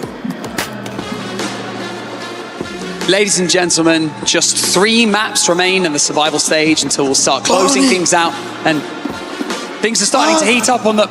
Luti? Yeah, I'm here. Dude! Yeah. You made it! You survived! Yeah, I did Nicely survive. done, bro! Hey, can I have more chicken dinner, please? Oh. Can I have more chicken dinner, please? Yeah, I can get you more chicken dinners. We've got 3 more coming your way anyway. Can I get you anything else? Oh, yeah, I miss the French cheese as well. French cheese. Yeah, I'll see what I can do, man. I'll see what I can do. Hey, look, I meet him. It's Chicky the chicken. It's Chicky? Yeah. Really? Yeah, it's disgusting, so it's mine now. It's my friend. It's disgusting? Yeah. Okay, yeah, okay. I'll see what I can do, buddy. No. I'll see you later. No, we're losing him. Cast us back to you, Chicky. Chicky!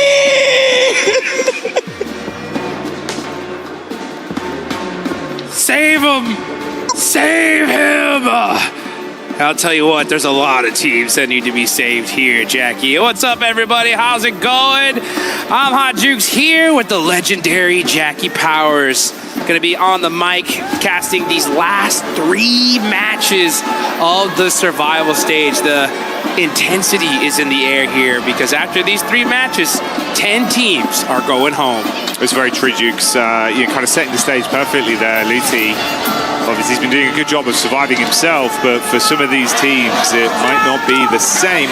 Although there is one thing that's going to be exciting for all of those fans at home, of course, it's yangongalacticos' really quite commemorative skin that they've got there in game, that ancient charm set off the back of their win last year. But in 12 months, a lot can change, Jukes, and that's the landscape we're looking at today. That's exactly what we're looking at right here, man. This is getting so intense. And you can see Alpha 7, they got some smiles on their faces. They're feeling confident going in here to the rest of the day. I know they have tons of support for their teams. And just every single time I see Alpha 7, I could hear the drums of victory ringing in the background as we get into the final Erangel of the survival stage. Let's get it going. Yeah, let's see what they've got in store for us. How loud those drums are going to get, ringing in the ears of competition. But will it? I can still hear him now. Success, mate. Yeah, it's tinnitus, I think it's called now. Oh, okay. All right. Let's get it going here. Oh, we got a plane path going all the way from Novo up to Severny. Okay, we're going to still see some teams stretch on over to Sosnovka. But look at the overall rankings here, folks. Tianba, a lock, obviously, to go into the finals of the top 6. But looking at the rest, man, it's still anybody's game here. Even E-Arena in 2nd place, they are not safe, especially if these teams in that 8th place going all the way on down to, I'll put it even at 14th, right? We can still see yangongalacticos in the finals, but in my opinion, it's going to take a win right here, right now. Yeah, they've got to come out swinging, right? It's got to the point where there's only so many times we can say all these ifs and buts of, oh, maybe they'll start to wake up, maybe this is the point. It literally is cutthroat territory of do or die now. You know, they were saying themselves it's way harder because you were a bit more of an unknown quantity before. You came out hot, played the blinder. Like last year was ridiculous in how they were able to just show up and give it their all. Very different landscape this year, Jigs. Feels like the competition across the board has gone way better. Oh, mate, you know what? Take everything we were going to theorize. Just get rid of it. Yeah, don't worry about that. Just focus on this. Are you kidding me here, folks? It's going to be a military base finish. This is the last Erangel. This is it. There's no more Erangels today, and we're going to the south side, baby. You can see there's quite a few teams already in this area. yangongalacticos, they are here, and this is their chance, in all honesty, because we haven't talked about it a whole bunch, but but I really need to. And this is when we get into these last two matches, those are going to be the ultimate desperation games, right? So you cannot count on it being a regular game of PUBG Mobile Esports here, right? If you need a 20-point game, you're going to see teams go nuts, do crazy stuff, disrupt the entire lobby. So if you want to feel even slightly solid to go into the finals, you got to get it done right here, right now. And this is yangongalacticos time, a perfect zone for them. It is, it's ideal, right? And obviously this is the go-to drop spot for them, and Goat, they're here every single time. It's been consistent throughout their runs on Erangel. Usually, with a lot of the zones we've got, you're forced off massively to long north rotate, so having to push over towards the southern side of the playable space. You're already where you want to be for a finish. This is going to cut a lot of that downtime out of rotations. They can think a little bit further ahead, a bit easier. Bro, it could work out. Could be the perfect time for it, just what the doctor ordered. Yeah, the problem with it is just where they're standing, right? They're in the 13th place spot. It's top 6 or nothing, literally. Yep. No, not 7th is not good enough. So right now they are 19 points behind 6th place. A regular, just a chicken dinner with 2 elims is not going to cut it. They're going to need at least double-digit eliminations here. Especially if a team like the Wolves gets some points on the board. But one of their players is knocked. A nice little revenge shot, though. But FUBGMEN is putting in the work. This is devastation for the NA team. But Elementrix driving on up with the drive-by just might have saved a squad. Down to 2 duos then already. The battle of the Wolves versus the Goat. Powerhouses of the Animal Kingdom, bro, and they're starting to flush them as well. Goat lose 1 player hard, 4 still knocked. GEEK as well, smelling out blood in the water between these two sides. This is 3 points sitting right here, Jukes. They're putting some shots down, but GEEK just wants to be able to get into the circle. I actually like this play. Yeah, you want to avoid that fight. Just try to get into the zone. Maybe Ragnarok wants a piece of this. Maybe he can smell an elimination. There's one right there. He's going to get the secure onto Baton, hop off the vehicle. It's a 1v1 and catches Elementrix. Ragnarok saying, nah, my old teammates, they can take off, but I'm staying. This guy loves fighting. We've seen it so consistently, and once again there, the aggression pays off. Oh, mate, Wolves and Goat out instantly on this one then in reality. He's down to a solo for either side. This is brutal, Jukes. You know what? It makes sense. It makes sense why GEEK did that, because they had to see the elimination feed. And with all those players knocked, they knew who it was. It was Wolves. It was GOAT. These are 2 teams that they need to pass up on the leaderboards. So I understand why Ragnarok says, I'll solo take the risk, because if I do end up winning that fight, this is huge for our squad, and it worked out perfectly for GEEK. Yeah, you're right on that barrier. 3 points behind now, and it's Wolves that are there gatekeeping you, so a massive upwards draft. Oh, there could be more in their timeline as well. Racing down, facing off 721 GS and Killer Joe just on the periphery inside of the compound. Going to get themselves into a better situation to get a bit of looting done, play slightly safer off the back of what will be a big opener. What a crazy start to this game. GEEK really coming out on top there. 3 eliminations, destroying both the Wolves and GOAT. For a second, I thought the Wolves were going to get away with that. But no, Ragnarok risked it for the biscuit. And I mean, it's little risks and plays like that could be the difference, right? From going home or going into the finals. So a huge, huge play for GEEK. Cannot state it enough.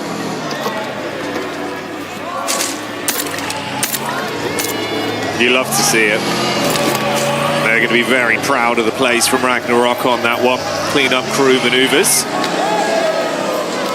Go, we're starting to get a bit of that speed back as well. With Wolves finally coming alive, this is going to be a head and hands moment for both of those squads, knowing you just got to kind of rat this one out now. Have to play really timid and just think about a long con, see if there's any way you can squeeze points out of it so it's not just a dud game.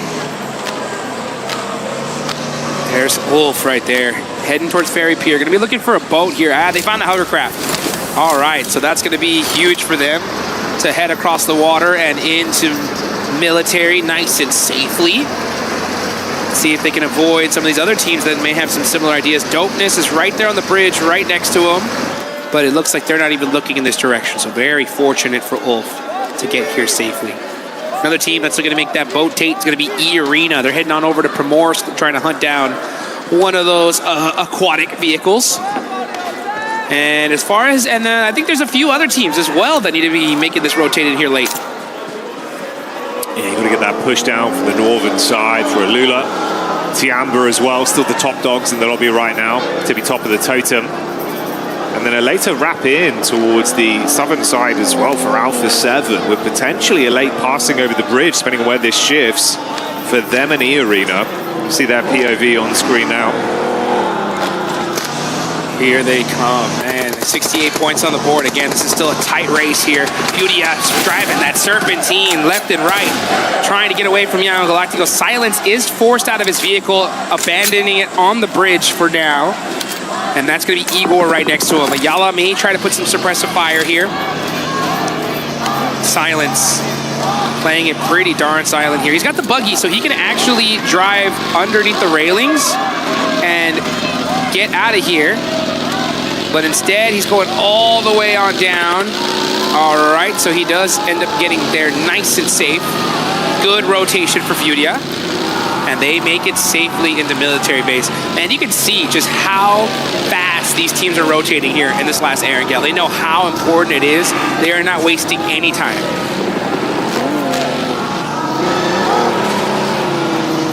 Any indecision here could be really costly for your overall tournament lifeline. Ooh, hard crunch into the island as well, very center.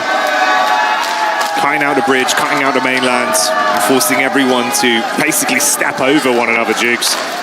That's about as military base as it get here, folks. That I don't think you could get more of a military circle than this final Erangel match of the survival stage. We are now at the second half of today. About to go into Miramar in these next two matches, but we're starting to see some engagements happening right in the center of the map. You can see Alpha 7 still needs to find a way into this circle. All those boats, everything is gone by now. So they're trying to figure out what to do here. And playing it patient is going to have to be the play. They cannot afford to go out this early. We saw the map feed there as well. One of the squad mates of E-Arena was down in the blue. That's Mormon. Ooh. Wolf end up finding the last player of the Wolves, and that is the 6th place cutoff team eliminated. But now AGAL getting into it with Ulf. These are two teams right next to each other on leaderboards. A huge fight. Maple gets the thirst onto Aaron. The rest of Ulf forced to avoid this fight, so they make a sacrificial play, rotating on into this circle. And AGAL find a beautiful spot in this zone. Yeah, not the entry they wanted. Losing one player. Teams above them looking a little bit weaker as well, so opportunities to try and climb the ladder in this game would have been big for a squad like Ulf. Feeding the points over to their direct competitor as well, like you touch on there. It's going to leave a sour taste in the mouth. A few shots were dumped into the hovercraft, but it still stays alive and in play. Scarface is closest by, but effectively left on an island. Man, this is going to come down to the last match here, folks. I can already tell. I mean, this is getting crazy. Let's take a look here. Oh, Necessary trying to find a cheeky play on the plane, and he gets taken out. Oh, they try to get to the circle just a little early. They end up getting into it with GOAT, and that rotation costs both these teams a whole lot. They're going to have to make a play in Miramar to survive because GEEK are looking strong. AGAL have a beautiful position in the zone. And the one team in the top 6 that's not looking too hot is Alpha 7. They are still on the north side trying to find their best way into the zone. They're eating a whole lot of blue damage here. They're going to waste quite a bit of utility. But you know what? It's better to stay alive a little bit longer than just make some crazy rotate on a bridge and get taken out early. They didn't really have that many options with the way this went. That wrapped down from the southern side, just kind of left themselves isolated. So they'll just have to cross their fingers. They can eventually find a way in. Shift on the zone comes in as well. This could be huge because, I mean, we can see it, they can't. But that bridge is completely open right now with that circle shifting in that direction. It could be a play, but it's so risky. Let's see what they do. Maybe even I think they're trying to do maybe a 2-2 split. Not too sure. Seems like they were debating it, but maybe doubling back now towards the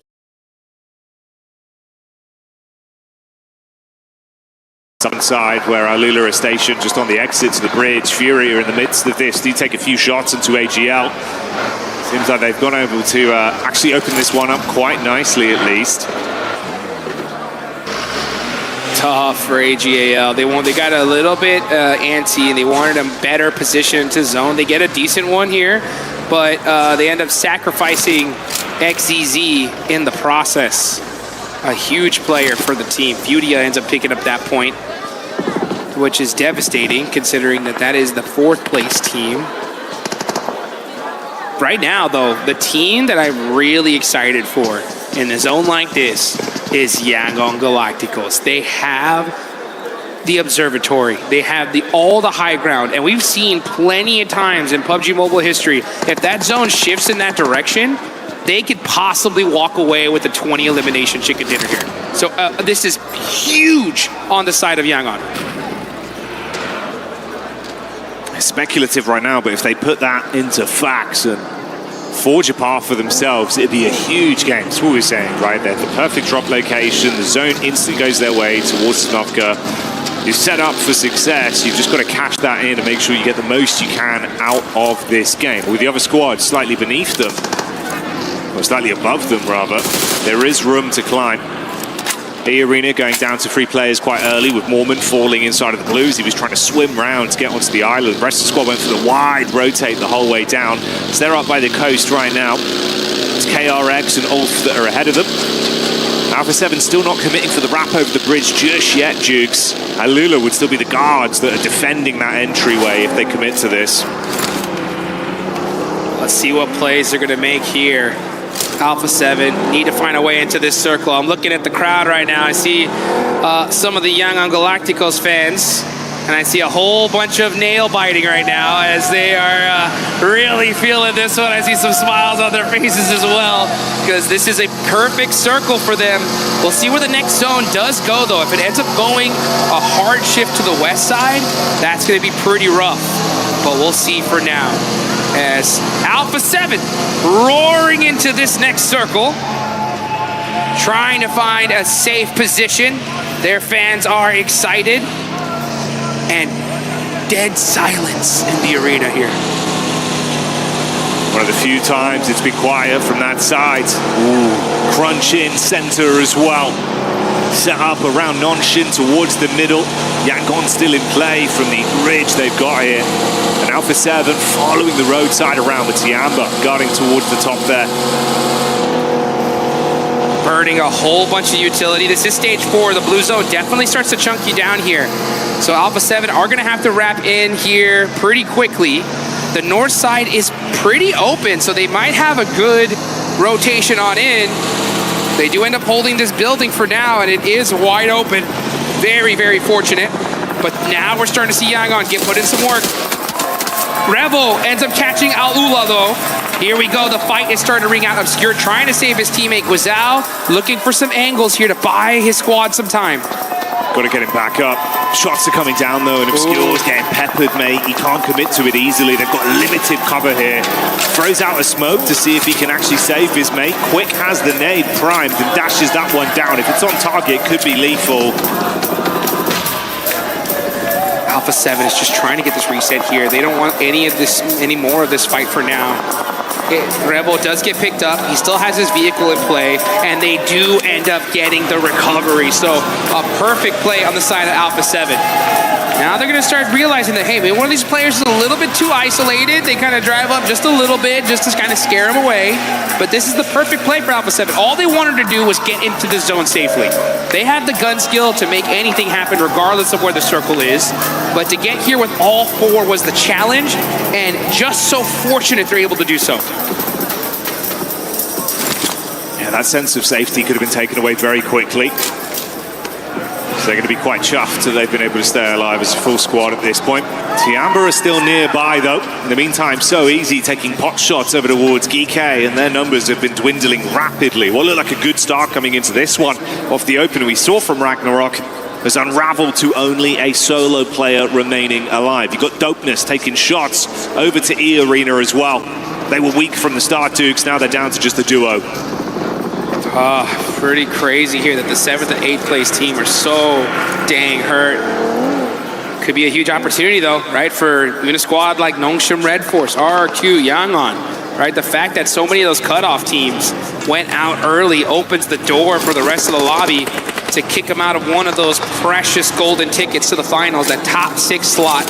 Here goes Alpha 7, getting a little bit closer to Tianba.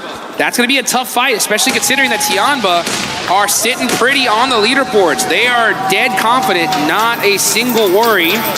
Alpha 7 have everything to lose in this battle, though. Oh, it's a big ego fight. You've got to pull it off if you're going to go for it. Aggressive scouting from Revo as he charges straight up towards them to get a read onto the setup. Like you say, man, you mess with a beast that is Tianba right now, you better be ready to back it up. Good nade. Milu getting hurt. Obscure getting peppered as well. Alpha 7, they know exactly what's at stake here, right? You know they have some of the best coaches, some of the best support on the planet. If they win this fight with Tianba, this could be enough to push them ahead and secure that final slot. But it's not enough right now. They need to win this fight. It's either that or they're going to leave the mercy of Miramar up ahead. You got Yangon getting a look in as well towards the backside here with Tianba, mate. They're coming over to see what they can find. Big sandwich now. Alpha 7 are trapped between Alula and Yangon that are backdooring their way up towards Tianba. This is going to get messy so quickly. It's already messy, yeah, especially considering that Obscure gets knocked at the literal worst time. Claus is putting some shots downrange, and then now, yeah, you're right, yangongalacticos. They heard this fight ringing out. They said, well, let's take out these squads here and now. They are lurking, though, maybe saying, all right, you know, we're here. But we haven't heard those shots in a second. We'll wait for that third party to ring out, then we'll get in the mix. You've made them feel uncomfortable, though. Put the fear into them a little bit with the warning shots they fired out. So it's not as easy to clean up and get aggro. Ooh, attention turned. Alula once again hitting the shots onto Alpha 7. 1-for-1 trades as the plays come through. Carrillo up close with the shotty. Switches back to the rifle, ready to let it rip on the peak. Dopeness even trying to find a steal from distance with damage done onto Alpha 7. Yasser hard flushed out, quick replies back. Scrapes his way through them. Claws comes out, swinging. The shotgun gets it done. Introduces him to Big Papa Pump, but how much more punishment could he do, Jukes? Tianba with the steal. And the save! Alpha 7 save for now, but Tianba looking to finish him. It's Guizao all by himself. Gonna have to make a play, and it's not good enough. Tianba crushing the dreams of some of these squads. That's gonna leave Alpha 7 with 70. FURIA right behind him, though. 3 points so far, and their whole squad alive. FURIA looking to seal the deal here now. Tianba silencing the marching band as they storm through that one and smash those drums, putting themselves into a good position here once again to command respect from all the squads in the lobby. You come for the best right now, Jukes. You've got to back it up. Yes, you do, and you can see right now you got RRQ on the other side there in 12th place with just 2 players up, trying to make something happen for their squad. Meanwhile, dead center of this circle is none other than Nongshim Red Force. Full squad, sitting pretty. When are they going to start getting active, though? They only got 1 elimination to their name with 54 points. That's 12 behind 6th place. A good win here could put them into that play style. Right now, you're going to see KRX. They're toast. There's no way. Unless they win this game and the next 2, that's the only chance they have. But we have seen crazier things happen in the past. Yeah, so far down the ladder, realistically, it's more what damage can they do to other teams that are trying to progress than remedy their own disaster that they've had in some of these matchups here for our survival stage. Going to be a lofty challenge. FURIA, though, still sitting pretty. They've had some great games. And once again, lining up to do more damage. Nongshim Red Force with a backline there. The Org of Yunbin hitting heavy. It will punish Ayala so far away as well. They're going to have to grab him as the zone comes in. That next zone does pop on up there, and you can see Nongshim, the only squad that's sitting pretty there. They have a lot of coverage. They're just sitting back, waiting for these teams to slowly creep in and then start putting some damage downrange. Meanwhile, this fight's been going on for a minute. You got Tianba, you got yangongalacticos. Yangon not getting that hill, that mountainside that they so desperately wanted, and it's none other than QZZ popping some shots. Actually, it was Milu that actually getting up that knock. And now Smile up close and personal with the S12K. But, just a little bit too greedy. Gets finished here by Nongshim. Ooh, Cloud trying to make himself famous with the FAMAS, but he's so low on HP that it surely can't be done. Quick switch though, hits the headshot. Still alive, low on health, and they charge back in. Split push on the reposition, and he will buckle. Yangon out of that one. Super unfortunate for Yangongalacticos. Nongshim Red Force holding this little hospital right here. And now they're having to do a defense against none other than Tianba.